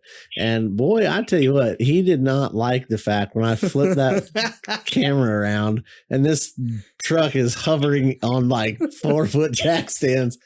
And I'm like, well, it can be done. It's just not done right now. My bad. Yeah. And then they canceled it anyway, but I was like, dang, well, I had my shot at TV. That's great. Well, they canceled it because of you. That's probably why. They're like, really this guy. Here. Yeah, we just don't want to tell him he's a loser. Like, oh, great, another S10 monster truck. All right, well, I know that you have some arrangements you need to get to. We are creeping up on that time. Is there any other things that you want to discuss before we turn you loose? I just want to say thanks for doing this and hosting this, and then I want to say thanks to all your listeners for tuning in and getting to know a little bit about myself. Like I said, I'm usually a guy behind the scenes, but for the last 4 years or so with this whole Trail Hero gig, I've been kind of pushed to the forefront. And if you guys get a chance to check us out on Amazon or on YouTube or follow us on Facebook, that's great. And if not, hopefully I see you guys on the trail. We're definitely going to push your products going forward in the podcast. And also, we're going to tell them once they get listening to us babble for about 2 hours a day on Tuesday that, they should go then check out Conversations with Big Rich because there's some cool information going on over there. he does a pretty good job. I mean, I give him a hard time because he's my dad. But isn't that what you're supposed to do? Yeah. Yeah. No, I think he's doing a good job hosting, and the people he's got on there, I mean, almost need no introduction. Yeah, and so, I mean, it's crazy when you can get you know, John Curry and Larry McRae and Walker Evans and some of these amazing people. Yeah, did he just start that in April? Did I read that right? He did, yeah, right in the middle of all this COVID stuff. Yeah, he's like, I need something to do. Yeah. Yeah. So yeah, we'll be pushing that and pushing all of your stuff on Amazon, making sure that everybody knows where to find your stuff. I mean, I am overly excited to have you on here. I really appreciate you coming on and giving us a time, hour of your time. And after listening to your interview with your dad, it sounds like we need to have you back like during happy hour, because I guess the stories get better. Oh boy, they do. I'll be honest, I'm about 4 beers into this already. I've been drinking the whole time. Man, so. we did the wrong topic. Yep. Like this guy's been drinking without us the whole time. What a dick. Next time we'll have to, well, you can maybe come over and have a couple beers with me. I like that. If we come out there to Trail Hero, then we just have to do a podcast right there on site. Here's my problem. You might be a little bit busy. Yeah. Well, then there's that. My problem with Trail Hero is I've already committed myself verbally on the podcast. So not even like behind the scenes, I said it that I'm going to go to King of Hammers for the first time this year. We'll do both. 2021, I guess. Yeah. But like, Yeah.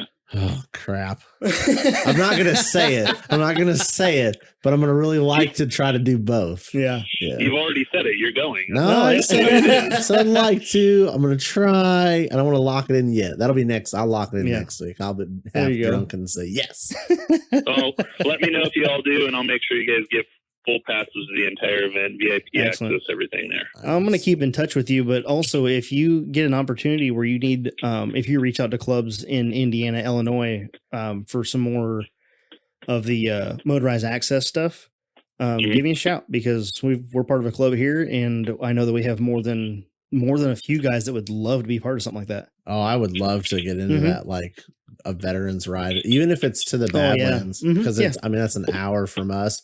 We usually can show up. We do some charity events as far as like food pantry stuff, just locally, and then some car shows for a special needs place that's here in town every year. And we got for children's home. Yeah, it's good stuff, and it would be awesome to kind of even maybe do a little tiny event and partner up with something and make something happen. Mm-hmm. Yeah, and to be honest, here within 2 weeks I fly about as East Coast as I'm going to go this year, just because of the way this whole COVID thing's going. But I'm flying to Oakland County, Michigan, where I'm building an off-road park, and then we will soon have a Hero for a Day guided trail ride with veterans and people with special needs. So I know that's, it's just on the wrong side of Detroit from you guys. Yeah, it's just a drive. Yep. It's just a drive. Right? Is this the new park? Somebody was Rick was telling me that I needed to get up to some new park here. It's open up this fall. Yeah, it was in a couple months up in Michigan, because it's like, what do you say? It was like right down the road from his house or something. It's not too far, a couple hours. And I was like, ooh, I'm not doing anything that weekend. I might be able to go wheeling with the buggy. Yeah, so I'm building that park. It's Oakland County, and just outside of Flint, Michigan, and working with a bunch of different guys there, and just building this. It's pretty cool. It's shotcrete. There's some natural rock. There's obviously a good portion of mud and stuff too, but they'll be able to host. There's so much that we're doing there that they should be able to host their own extreme rock crawl event as well. Wow. And so we'll be building a couple cool obstacles. And what is, I think, the best part, and it is new to every site we've ever built before, is we're going to be orientating obstacles around very famous obstacles throughout the West and other places on the East as well. So you'll actually be able to drive the Golden Crack, the same spatial distance and everything that you can see in Moab. Well, I don't even know how you do that there in Michigan. Wow. That's awesome. How many acres is that park? Do you know? I don't know, man. Okay. I know that they're constantly expanding it. They just got another 210 acres. I want to say it's right now over 680 acres or something like that. Cool. And they're just growing constantly. Right. So it's getting closer and closer to being the size of the Badlands, which is a good size, reasonable size. Yeah. That's going to be awesome. Well, I don't want to keep you any longer. I know you got an engagement you need to get to. It sounds to me like we're going to have you back on here sometime in the future, whether it be just before or just after Trail Hero. But definitely be looking for a message from me saying, hey, you ready to get back on here? Yeah, just hit me up whenever you guys are available, and let's do it again. I love it. Awesome. Thanks so much for coming on here, Rich. We really appreciate it. All right, thanks, guys. Have a great night and a great weekend. You too. See ya. So, this is what I've been looking at the whole time. Not the whole time. I mean, I was legitimately reading. You were doing some research. Stuff, I saw that, and then it kind of went. My mind went, "Ooh, shiny." What'd you ooh shiny on? Yeah, I don't even. Cody Wagner's Laser Nut, God. Jesse Haynes Fab Car. Mm-hmm. Yep. So you want that in a 2-seat? Well, hey, sort of. Here's my problem with that. Listening. I feel like my wife doesn't like to walk. Well, yeah, I mean, it needs to be 2 seats. But does it, though? Oh, jeez. Like, if we're going to go full comp, I mean, she can walk. She can walk. You're not going full comp. You don't live in the right state yet. Bro, the road travels. The road does, but, like, how many times are you going to go out there before you realize that you need a house out there? I drive my house out there. There you go. Oh, I see what you're going to do there. Uh-huh. I might be divorced, so I won't need a big one. But I tell you what. Huh. Did you order that or buy that? Well, we bought this at the... Actually... It's a Members Mark My cup. wife bought this at Sorry, guys. I went on a tangent. That's a busted knuckle sticker cup. Okay. I mean, it is a sticker on a cup. Yeah. But they won because they sold it to her. Oh, okay. She got this at the Offroad Expo a couple years ago. Okay. It's he picked it up, took a drink from it. It's like a kind of a teal color. I assume it's her cup. Yeah, it is. And it says Members Mark on the bottom. I was like, huh, and it had a busted knuckle like logo on it. And I'm like, did you buy that or no? Yeah, they straight marketed the shit out of that. Perfect. Yeah, we probably paid for 4 cups, but you know what? They put a 50-cent sticker on a $10 cup and sold it to you for $25. It might have been more than that. I don't remember. Oh boy, it's the freaking Offroad Expo. You got to buy something. You know what I mean? You do. So yeah, no, she picked that out and bought that, and I just kind of commandeered it. So was that a good guest for you? No, it wasn't. It spent all your money. Why do they always want to spend my money? Why the hell don't they spend your money? Oh no, I'm trying to be quiet. All the listeners spend my money, so I don't have any money to spend when I get a guest on. Thanks, Growy. Yeah. Huh? You ready for last call? No. Oh. I don't know what to say. I'm mind blown. Oh, I know. I'm right there with you. There's so much going on. Like I said, when I was doing the research on Rich last night and just reading all that stuff, I'm like, this guy's got so much cool stuff going on. Like, first of all, East Coast Trail Hero. Yeah, bring it on. New park in Michigan that's got recreated trails from across the country. How the fuck do you even do that? I don't know. But it's been done and it's opening. Yeah. Right. All the veteran stuff, the special needs stuff, like, fuck yeah. You know, that's awesome. Because that's what it's about. Everybody talks about the off-road, such a passionate, family-orientated stuff. And like, fuck yeah. Then open up a passenger seat and let somebody in that can't actually go do it for themselves. Yeah. Get them hooked. I mean, I gotta have a 2-seater. We can make vehicles that people with special needs can still drive. Like, it's possible. Yep. Open them up. Let them catch the bug. Right. I'm gonna close it. All right. Stop looking at the laser nut chassis. Okay. One last peek. One last look. What if you had 3 screens to look at? I don't want to talk about it. I'd look at 3 of the same pictures. All right. So you gonna open up your package from Chris, and then we'll start. We got last one call? more thing. Okay. I want to talk about before we get the last call, because I know what our last call topics are. And that's going to be tangent. Oh, it's gonna be tangential. Heavy. So first of all, we talked about this in the beginning. We never actually got it out. Can we put that on a t-shirt? Tangent heavy. Tangent heavy. Tangent heavy. Yeah. That's what banjo. I got some technical assistance from a good friend.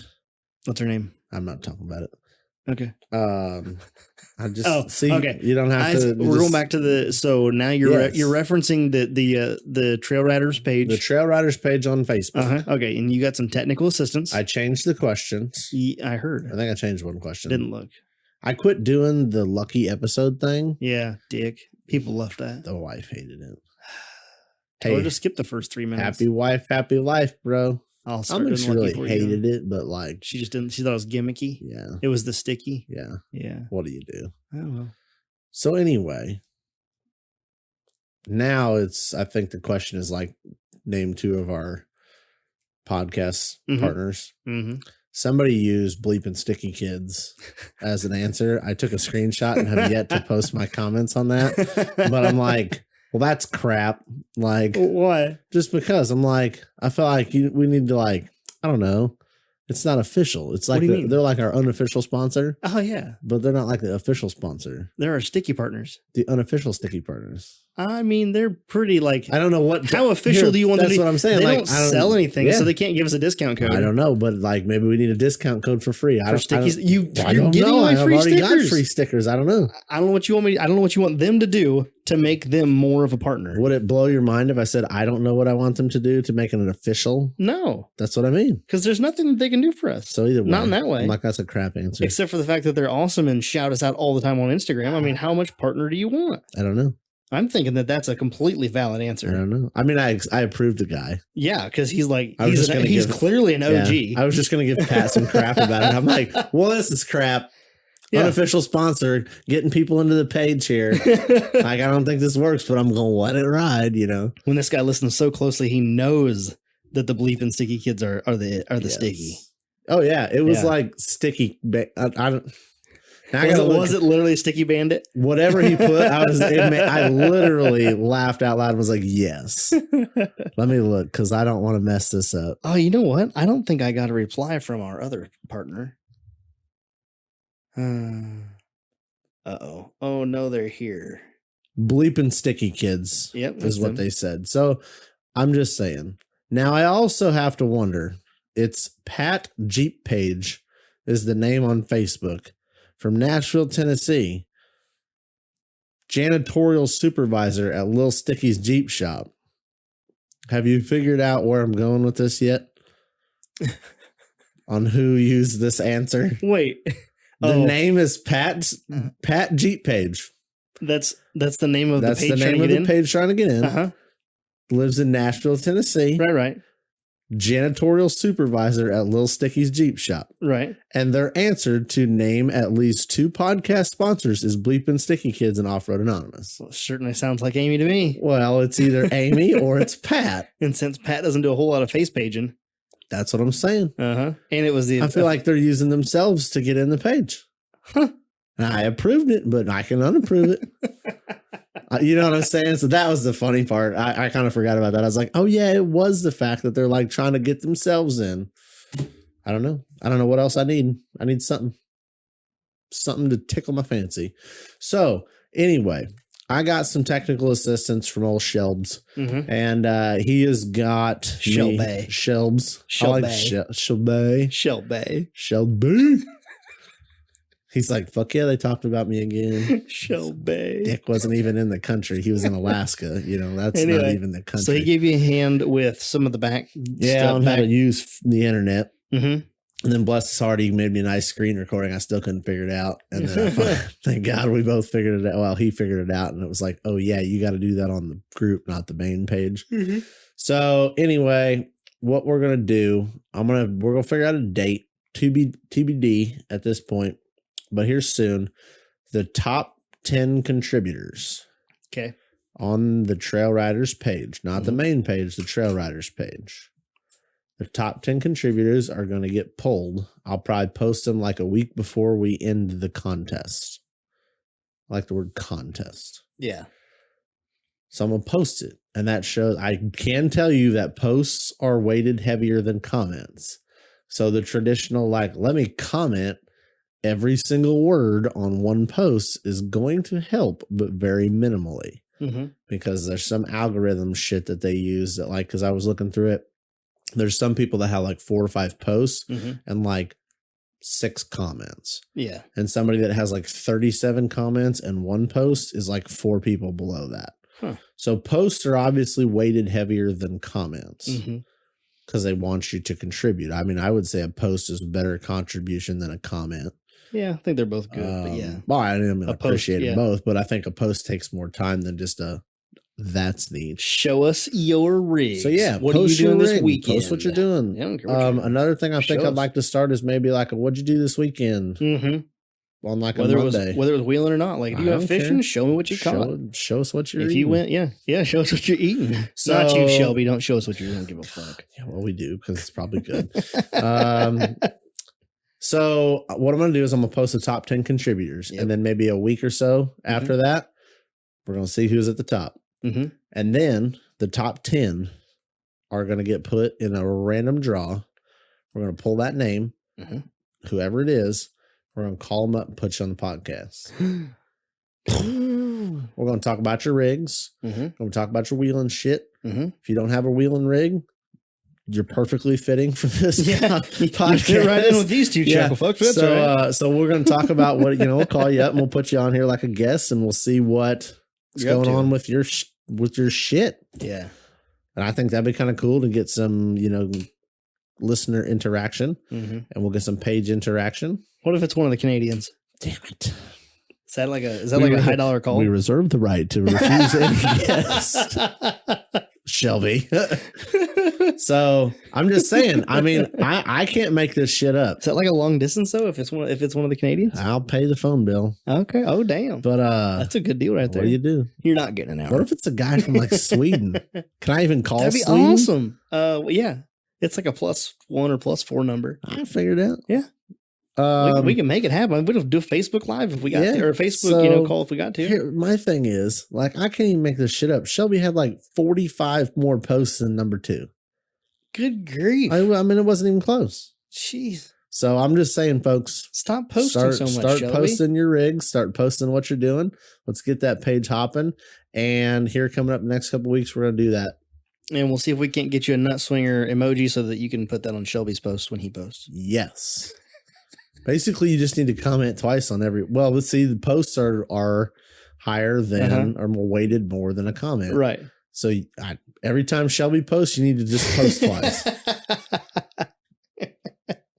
We're not going to be able to keep up with that page. That's fine. Oh, my God. Let it ride, boys. Oh, my gosh. So that's what I got for that. I try to keep up and like everything. And then I come back, I'm like, and there's like 18 or like the other night, last night, whatever it was, when you post that 80 some comments, I'm like, are you serious right now?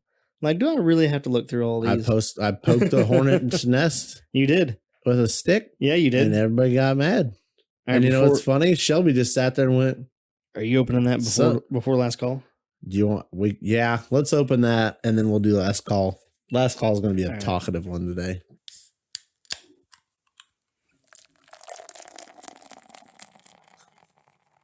Last Call is sponsored by Complete Off-Road, where you can get absolutely everything except for a free set of race lines.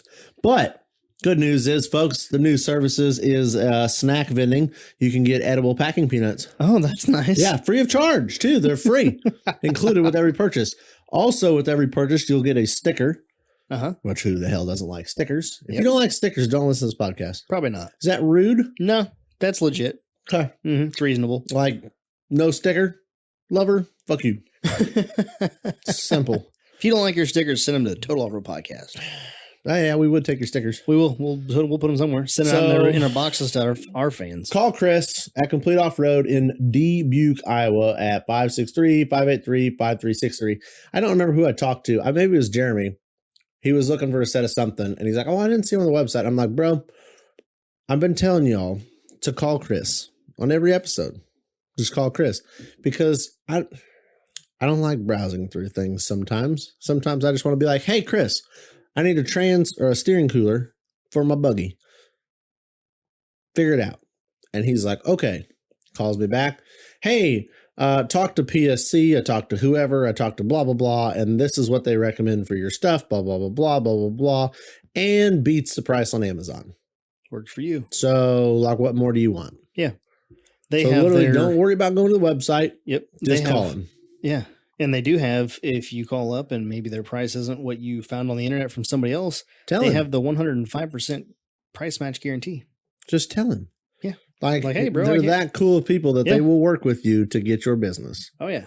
They will take care of you. We'll make sure you got what you need to get back on the trail. Just know, 100% guarantee, free sticker, and free edible packing peanuts in every order. Yeah. If not, you're definitely able to call Chris and give him shit for not putting a sticker or packing or edible packing. I don't know about edible packing peanuts in every order. Don't eat the. But it's possible. Okay. I wouldn't call that white. That's no, it's That's white. Like the cream colored. Don't eat the ones that are S-curve. Don't eat this. Eat the straight ones. Yeah, eat the straight ones. Bro, I swear to God, somebody's going to send a video of this and they're going to be like, yeah, you were right. It just dissolves. It just disappears. I saw you eat 2 of them. You still don't look like you believe that I ate them, but I'm telling you, I'm going to crap out 2 packing peanuts later, hopefully soon. All right, I'm going to hit it. Ready? Call Chris. So what we got today, my sister and my mother and my father hooked me up with some stuff from a local brewery over by their hometown. It's called Little Beaver Brewing. Oh, no. It's awesome. So they're out of Bloomington, Illinois. It's an independent craft beer association beer. See any other stats on here that I want to tell you? Their cans are always awesome. Drink fresh, keep cold. It is an orange vanilla Pop-A-Skool. It's an India Pale Ale with orange, vanilla, and milk sugar. The picture is a orange popsicle. It looks good. Where's your cup? My cup's over here. I apologize that your Total Off-Road podcast pint glass is not clean. I am angry. I have to drink from some no-name brand pint glass. True story, they have filed for bankruptcy. That's terrible. If you hadn't heard. I mean, I'm a little sad. Mostly I'll be honest, I'd never had a beer from them that I would go back for a second time. My sister loves their sours. Do you want a little bit more here? What do you got? I mean, I got plenty more. I got plenty more to fill you up, buddy. That's why these beers are $50 a piece. Well, they weren't cheap. Yes, sir. There's something stupid expensive. Bro, that smells delicious. It tastes delicious. So Arby's sells a orange cream shake. Oh. Non-alcoholic. Right. Because it's fucking Arby's. But they sell an orange cream milkshake that I've been hitting pretty good here lately. Okay. That tastes just like it, just in beer form. Really? Like if you beard a orange cream milkshake, it would taste like that. But then the fact that you add beer, it's like a level up. Oh, okay. That's good. She said I would like it. She is correct. She's not wrong. That's good shit. That vanilla finish makes it like you're eating ice cream. They just redid their whole brewery. Yep. They've got a whole new like patio and shit outside. It's pretty dope. It does not say the percentage of boozery. Really? Yes. Huh. Which is odd because I thought you were required to put that on there. I'm not turning them in. So what do you have on your last call? All right, here's my last call for the day, and then we're going to wrap it out with yours. Okay. My last call is I ordered like $400 worth of knickknack. I like 18 items. So nothing expensive. Just a lot of little piddle shit. As far as I can tell you, minus a front main drive shaft and a rear main drive shaft, not the carrier mid shafts. That is all I need. You have everything here in the parts room, aka living room. Did you notice it was pretty full tonight? I didn't even pay attention. It's full. I've been walking through the same mess so long now, I just forgot. Yep. It's I have everything. I have Wednesday, Thursday, and Friday off week next week. I'm excited for when I come here and the garage is empty, and so is the living room. And it's parked in the driveway or in the yard. The day that happens, we're pulling that recorder off its mount. Live. We're pulling these microphones out and we're going to the Bugay and we're doing it in the Bugay. It's fun. Then they'll get us on audio of getting arrested by the police officers. Oh my God. Which would be great. Wait, are you saying that we can put new batteries in the recorder? We can go in the Bugay and we can drive around the block while doing podcasts? Yep. I'm a fan. Not the whole time, because I mean, not the whole time. Stickies and shit. But 2 hours worth of stickies are half tread. Yeah, they're gone. But yeah, we should totally go around the block in the buggy on the podcast. Oh, I'm so excited. So I have everything. I have this weekend clear, which is podcast time. Minus one massage in the morning. I don't want to loosen you up so you can come home and get her done. And then, like I said, I have Wednesday, Thursday, Friday, Saturday, Sunday next week that I am off work and just get, you know what I mean? I have got my gears. Yep. 538s in the front, 543s in the rear, because apparently they don't make a 538. Yukon doesn't make a 538 for the 9-inch, but that's like the next gear offset. Okay. And what else is it? I have my gears, I have my rebuild kits, my spool, my dropout. I have all of those things. I can actually put the rear end back together right now. I have all of the stuff to do that. So that's exciting. And then I have a set of springs that may not work. Chris and I are working on that right now to figure out what we're going to do in terms of getting the correct length spring. Yeah. Well, the best part is you're not dealing with some like dick company trying to get it resolved. You're dealing with the guy. Yep. You know what I mean? I just call Chris. I'm like, hey man, this didn't work out or whatever. And he's like, no problem. We will sort it out and we'll make it right. Mm-hmm. That's the nice thing about dealing with one person instead of dealing with like 18 different companies ordering all your parts, is you can just call that one guy and you're like, hey, remember last week when we talked? It's just easier that way. Yeah. Like when I told him to order my gears, I didn't tell him anything else. He just was literally like, okay, I'll order them. And everything showed up exactly as we talked about like a month ago when he talked about ordering gears. Like had all right there in the system. I just said, okay, I'm ready. He's like, all right, they're on the way. Dude, the springs were here in less than 36 hours. Which is insane. No, they were here in less than 24 hours. Wow. Yeah. No like extra shipping. I told him on one day, he's going to say, I'm going to order them and drop ship them. It was like 2:00 that day. And they were sitting on my doorstep at 10 a.m. the next morning. I was like, damn. That's some ORA. That's some Offroad Anonymous. That's faster than that. Yeah. There. But I'm saying, like, wow. I'm not going to tell you that's going to happen every time, but that was like, damn. And then the gears showed up today. So it was 2 days ago that I ordered them. I ordered something the other day from him. Mm-hmm. And it was the cooler. That's what it was. Mm-hmm. It was like the next day or something. It's pretty quick ridiculous. To us. And I'm like, golly. Yeah. If they've got it there or they have one of their warehouses nearby, then it comes really fast. A lot of the warehouses I think are in Indianapolis area. So getting stuff from there just takes no time. And since you guys are way too good at listening to the podcast, I got a message on Tuesday morning. About noon or 1:00 or something? I guess noon, maybe Tuesday afternoon. I got a message from Sir Michael Grow, and he sends me. Well, hold on. Quick recap. Yeah, let's recap that. The donut died. R.I.P. We were talking about putting a transmission in the crew cab. Yep. And then it got on the tangent of LS swap. And I was like, that sounds like a lot of work. And then you went into details on, the LS tech and what it would take to do all that. And did I sell it too easy? Is that what it was? Apparently. Okay. He just thought it was as easy as just sending me a link and saying, here you go. Well, he found me a 6-liter 4L80 4-wheel drive combo in a truck. So full donor that burned down. And he's like just comes in on a pillow, just hands it to you. Here you go. I found you what you're looking for. I'm like, this is the best resource ever. Like, if this is what the podcast is to be used for just like finding things you're looking for, that's wonderful. You just put a feeler out there. We should do that. We should do like a little ad section on here. Like, are you looking for something? Message us Friday and we'll put it on the podcast. How's that going for you so far? It's terribly. So you really want it? So you want to promote that for everybody else? Yeah, not for me. I don't want people to like send me stuff that I need. I mean, in reality, I've got a deal on everything that people have sent me, with the exception of we had a little bit of like a mishap with the spool thing, but that wasn't Kevin's fault. So, yes, you bought an LS. Not yet, but by the time you guys listen to this, it'll be in my possession probably. Going tomorrow morning to go pick it up. Are you and Matt going? No, me and my dad. Yep, we're gonna take the Denali. Go up there and snatch it up. Do you need the winch? I don't know. I don't know what I'm gonna plug the winch into. I mean, if the guy is there, then drop cord. But he was talking about maybe not being able to be there.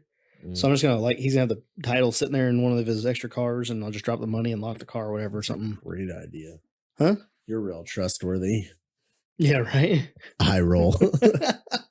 Fuck you, man. Got your truck and your title. He beats you back to your house and you're like, how the fuck did you even know, bro? That you don't fuck with people like that. No, you don't. I mean, I just don't, I don't burn bridges like that. Well, no. Some people are like, let the burning bridges light my way in the dark. I'm not that guy. Nope. No. Eventually your fire goes out. Then, yeah. Eventually they find a way around that bridge. Well, eventually all the bridges are on fire, and even if you can see where you're going, you still can't get there. Yes. Me, I'm more along the lines of like, come across my bridge and have a beer. I'm more, that, and I'm more along the lines of like, if I can't see where I'm going, at least there's a bridge. At least I can find a bridge, and I know that it's there, and I can walk. But I may steal one of your spare winch lines. Oh, I don't have I just threw it in the scrap bin and made a video. What'd you do with the other two synthetics you had sitting around? You had a spider, huh? Oh, you did sell them. Huh. Jeremy Thon bought one and some other rando on the internet bought one. Huh. Sold. I thought you had spares. That was the two spares. Shit biscuit. I don't know what to tell you. So you got to get a 3/4 ton roll. That one's a giveaway. Been tested by Total Off-Road Condo. So you got to get a 6 liter, like a 3/4 ton. Uh-huh. So you got to it's a heavy half. Heavy half. It's 3/4 ton. So you got to get a 3/4 ton. Yep. Extended cab short bed. Rate crew cab short bed, I believe. Crew cab. I believe so. Boy, I tell you, uh-huh. You got a long trailer, eh? 18. Mine did not like that extended cab long bed or short bed 3/4 ton. I had my buddy's extended cab short bed on that trailer and didn't have any problems. Well, that's good. I mean, I hope. I mean, it's probably just the way we just drug my shit up on there and let it ride. Mm-hmm. When I bought that 99 to strip out, but mm-hmm. So you need to get it so it rolls. Uh-huh. You just need to get it rolled up on the trailer. Yes. Okay. And there's only going to be one vehicle and a trailer there. Well, hopefully Growy's going to show up, I'm hoping, and meet me there so then I'll have two he's vehicles. Got a winch on the front of that. Oh, yeah, I should tell him to bring the truck if it's moving. Oh, that'd be it. And then just snatch block it off to the side or with the snatch block to the front of the trailer. I'm going to send Growy a message right now. Because if Growy can meet me, I'll just take. He probably even has a snatch block. Well, if he doesn't, he needs to go to Crawler Off-Road and buy one.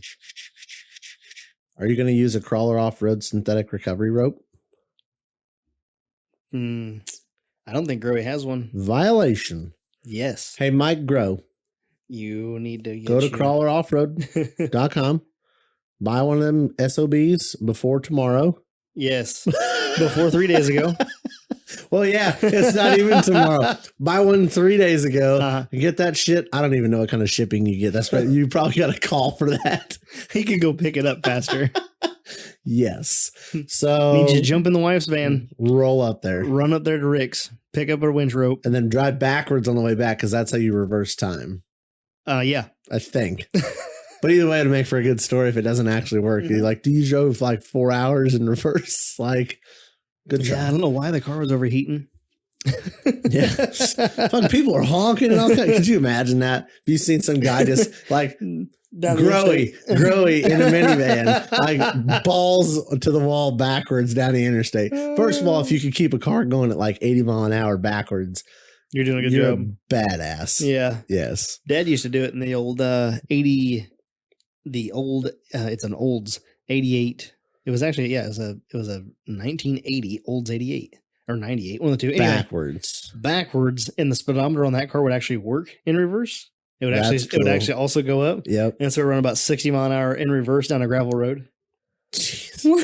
On a gravel road, not even like a nice 2-lane interstate where you got a little room for like. We drove down this road like beside a cliff, and there was like I don't know if there's a lake next to us. There was something next to us as well. But anyway, we got down there quite a ways, and it wasn't, there was like no way to turn around. He's like, no big deal. Just throws it in reverse, throws his arm up over the seat and just hightails it in reverse. I mean, but you got to think he's been backing up for, at that time, probably 25 years, maybe 20, 25 years at that time, backing a trailer up. If you can back up a 22-foot trailer on the back of a semi at like 10 miles an hour, you can back up a car at 50. It's not that hard. I've never driven a semi with anything other than either a detached gooseneck style, like a removable what do you call that? Like a removable gooseneck, right? Or a like hybrid tail. So I've never driven like a box trailer, or not like long or short, whatever. I've never driven anything with a box. Oh, so it's always so you can always look out the mirror and see like everything. The left and right side of the trailer. It's very easy. And so like backing is no problem, right? And it's probably day cab too, right? Yeah. So, but like when you're talking sleeper cab, box that you can't, like I can look out the left mirror and see the right side of the trailer. And a trailer that has a shorter wheelbase than the tractor. Yeah. That's impressive. Because I'm always like, man, I can back this shit for days. And, so we get on these jobs when I was trucking, we get on these jobs that are 2 miles back. You got to back up for 2 miles to get to the paver. And when you get there, if they have a big enough spread between trucks, they're down there at the paver waiting on you. If you're backing up at 2 miles an hour to go 2 miles, you're gonna be there a while, and you're doing 2.5 or 3 miles an hour, it's 40 minutes to back to the paver. You know what I'm saying? Somebody's mad at you by then. Yeah, by the time you get back there, they're like, yeah, I've just been back here eating lunch. So the asphalt's all cold. But so yeah, you flip it around, start backing up, and then you throw it in high range. Yep. And then you just put the hammer down and try to keep it as under control as you can. The trippy part is doing like 10, 11 miles an hour in reverse and having another semi pass you in the other lane. Yeah. Going forward. Yep. I mean, we've done backwards too, but if you're like going slow, if you're running like, so there's a couple jobs every now and again, you'll get on a job that pays by the load and you're doing like a long back like that. And you'll see one semi pass another semi backing up. What do you do if you're the guy getting passed by another guy going backwards? You just sit there. You just like, I mean, like everybody I'm sure has been there. Yeah. But like, well, I just pull the fuck over. Go ahead, bud. Yeah. Like, come on through. Yeah. A lot of them will. Yeah. A lot of times you'll say, you'll be passing somebody going forward because once you get dumped, you got to go out and pass all those guys 2 miles up, you know? Yep. A lot of times you hear on the radio, hold still. This won't hurt a bit. Like, what the fuck, guy? No, it's been pretty good. I don't think there's ever any accidents. I've had a couple of close calls where I like would be backing up and like you're trying to keep track of the trailer. And as soon as that trailer gets off like 3 degrees, it's too late. Yep. 3 degrees is too late at 10, 15, 10, 12 miles an hour.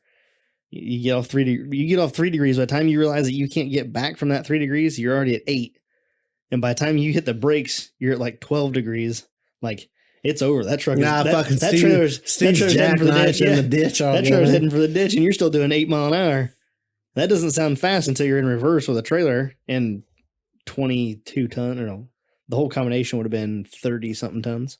Yep. But no big deal. Oh yeah. You got a license that says you know how to do that. A piece of cake. Oh yeah, you do.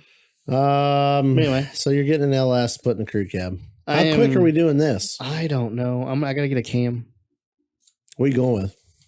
BTR stage 2. I'm gonna call them up 3. I would love a stage 3, but I don't think a stage 3 is gonna be lucrative to a stock torque converter and a towing application.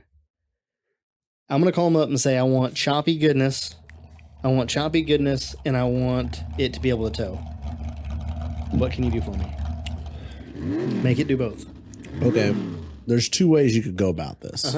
And I really hate to be this guy. Because I'm not this guy. I'm listening. But I feel like somebody needs to be this guy, and there's 2 people in this room. I'm listening. Do you cam it right now? Fuck yes, you do. It's already out of the truck. Okay. Do you really want to pull it all back apart to put a cam in it? Dude, LS cam, easy as fuck. Not with the fucking radiator and the condenser and all that shit in the way. That's all you got to pull. That's all you got to pull. Or it's already out. I'm just saying, I didn't know how, like, if you can swing the cam now. I just don't know how quick you want to get it in versus how much you want to, like, save. Because, like, let's fucking rebuild it. Let's do this, while it's out.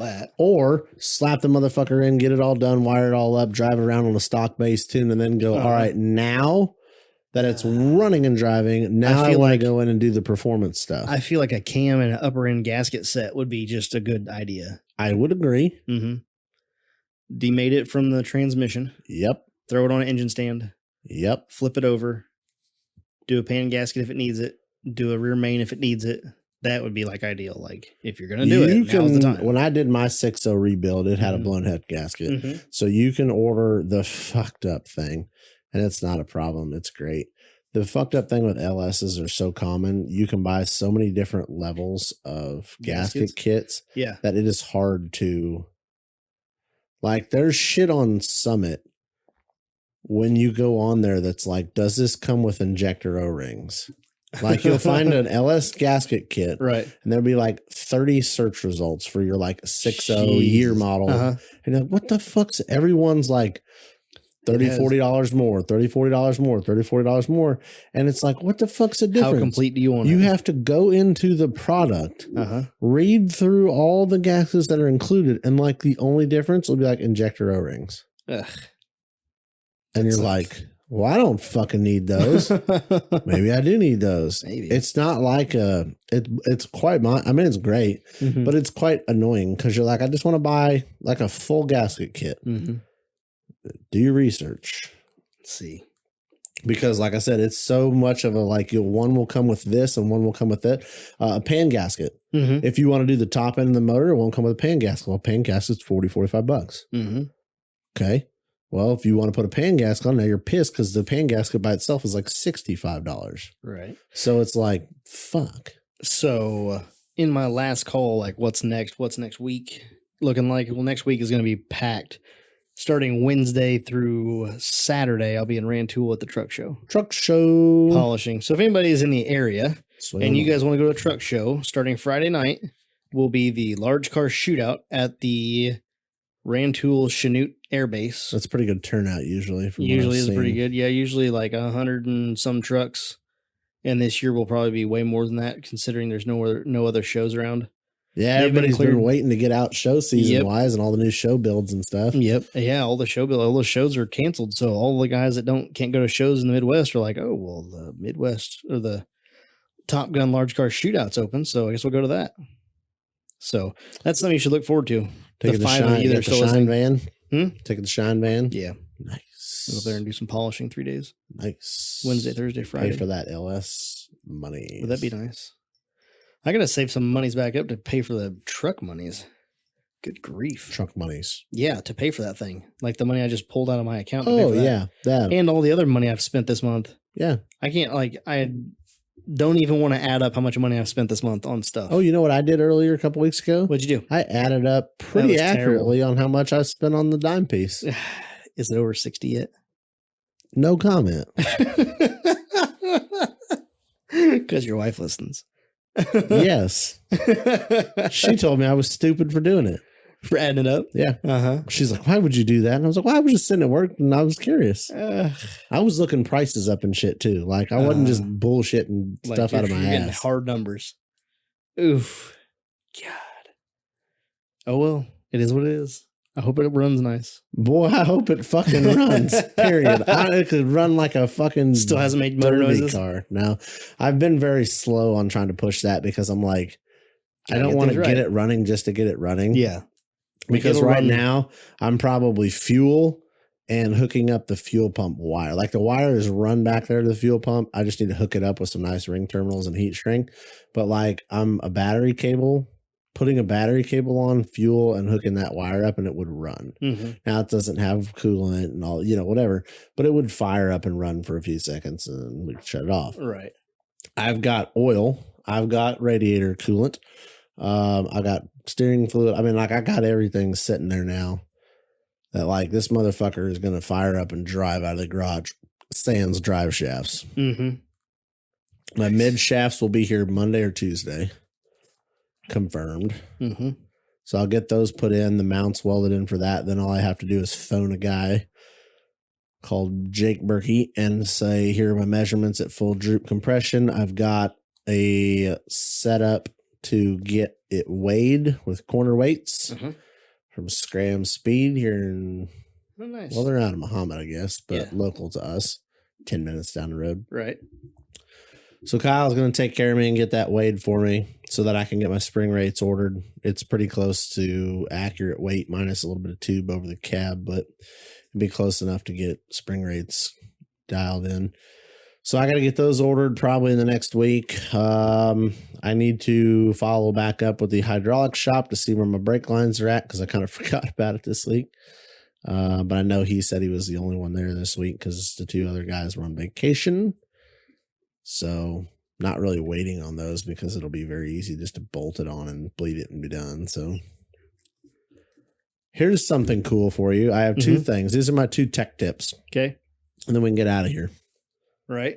Because we've been talking for a while. Oh, yeah. I don't even know what this time is, but I'm going to cut some stuff down. So 2 tech tips of the day. One, I was cleaning this up earlier today, and I thought it was a pretty neat idea. I thought I'd pass along real quick, cheap, easy. So years ago, back when we were doing the RC racing stuff, we were soldering stuff on the go, like at the racetrack and at home in the garage, in the basement, whatever. And you never wanted to drip solder on your nice pit mat because it would burn your nice table pit mat. So my dad came up with an awesome idea of taking I don't know, 8x8, 6x6, maybe, ceramic tile, like a new white ceramic tile, put some like felt sticky stuff on the back, and then you just solder on top of that. Solder pops right off of it, doesn't damage it or nothing. Yep. So I used that when I was making my battery cables. All my cables are all soldered and crimped. Would you like a 1x1 tile? Yeah. I mean, I don't think it's that big. It's probably that big. Like 10x10 or 8x8 or 10x10. And then just put some felt sticky things on the back and you solder on it. And when you spill solder on it, you can just scrape it right off with a screwdriver or a pair of scissors or whatever. And it looks great. Cleans up nice. Just kind of an easy, cost you like $1. Nice. Little tech tip. The other tech tip, I was doing some reading today on a page. They were talking about steering temperatures on like steering coolers and steering system temperatures. Guys were talking about plumbing gauges and all this crap in. I'll have to post a link or find him because I can't remember the name of him now. But he was saying they make a sticker. And the only thing I could come up with is that I've seen these on like Mythbusters where it's like a G-force sticker. So like if this thing sees, they put on like a test dummy. If the test dummy sees blank G's, this sticker will pop. These are temp-based stickers. I didn't know it was a thing. They make them for your wheels and your hubs on semis. Oh, really? You put the sticker on the wheel of the semi, or you put the sticker near the hub of the semi. Yep. And if you have a hub bearing going bad, you walk back and that sticker will change to a different color. Yeah, it just changes colors. You'll walk up to him like, why is that sticker that color? Yep. Then you know if like a brake is hung up or the bearing, because it'll go that color and it'll stay that color. Yeah. Like if it gets over a certain degree, it's going to be hot. Down and switches back. Yep. But yeah. It's like And so that's what they were doing with the steering system. They put it on the reservoir. On the reservoir. To see what your return out of the cooler temperature in the reservoir was. So like it was a different color for the temperature, or how did it work? So they put like 3 or 4 different ones on it to see, if what would pop in like a middle of a race. Last thing you want to be doing while you're like Ultra 4 or King of Hammers shit is watching a gauge on your steering temp. Guessing for the temperature. They would put like 4 or 5 of these stickers on the reservoir, check them out, and then see what would pop along the way. And I'm like, well, that's fucking cool. Because I don't need a gauge plumbed in, but it'd be nice to know if your shit's getting too hot to where you need to address it before it burns your pump up. But I think it's a very cheap way to maybe monitor your pump from getting burned up. Yeah, what are they, a few dollars a sticker? I didn't look the price up. I screenshotted the... Did you get the company name? Yeah. I probably didn't screenshot. You're giving away all the tech stuff. I know. Killing me, Smalls. I know. You're going to tell them about our text section, or we're going to do that tomorrow? No. Okay. I love it. You'll research a fucking packing peanut, but not places to wheel. Oh, boy. I promise you, folks, that series is coming. We have that one we're going to do, and we have one more that we haven't talked about yet because we can't unveil it yet.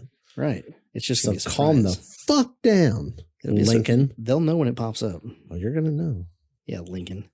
You got your shout out for the week. Yeah, he's got another one. Came with an F-bomb. He started it with an F-bomb. He started it. So I ended it with an F-bomb. You know what I'm saying? You ready to shout out our partners and get out of here? Give them the comfort. So don't forget to support the people that support us, and just partners. And when I say us, I mean you guys too. We all get the same discount from these people. Go check out Crawler Offroad, discount code TOP10. Go check out Complete Offroad, discount code TOP10. Go check out moreflate.com. Total Offroad is your discount code for 15% off the Moreflate. Go check out what? Get them all, and then I'm going to show you something. And go check out Offroad Anonymous. We don't have a discount code for next week's giveaway because he's got a lot going on with the race program. So make sure you guys get on the mailing list for Offroad Anonymous and get his code. And otherwise, if he's not selling, if something that you want is not on sale that week, use TOP10 and get 10% off anything over at Offroad Anonymous that they make. Awesome brackets and tabs. I got my grinder stuff in, and they are awesome. They worked amazing. The custom made grinder mounts for the buffers. Yep. Dope. Yep. They work for the sander. They work for the buffer. I had a couple mounts to hold my rouge bars. Life changing. Like I have a spot now on my thing that always holds my rouge, and I'm like my compound. I'm so excited. And cheaper than you could build it for. I know I couldn't have made him for that. What do you got? Oh, this is that's nice. Jay McNew's hot rod. Nice. Isn't that pimp? How pimp is Drama that? queen. That's pimp. I bet she was tickled. She was crying. He was crying. We all were crying. That's the Outlaw Offroad series for you. Everybody's crying. We're gonna get some t-shirts made up. That was I was like, all right, get us t-shirts. I'll buy a t-shirt. How are you gonna let me forget Outlaw Offroad? Well, that's what I'm bringing up. I'm saying that's the Outlaw Offroad series for you. Everybody was like, damn, right in the fields. Go check out outlawoffroadracing.rocks.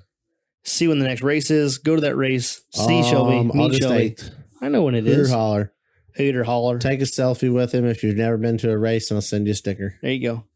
And that's all we got for you this week. So check us out on YouTube, Total Offroad Podcast. Go check out our website. Please go visit our website.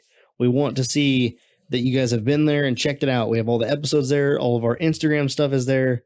You can check out all of our swag that we sell. We have t-shirts, koozies, pint glasses, Raptor kits. What else we got? Stickers. All the things. Packing peanuts. We have edible packing peanuts. Oh, yeah. Get that for them. If you send, oh, my God. Anyway. Somebody buys it, I'll send them, right? We got some now. It's all for sale. So make sure you go check out the website. Please go check it out. Leave us a review. If you have a way to leave us a review on your app, or if you own an Apple phone, you could do it on the Apple Podcast. Please leave us a review.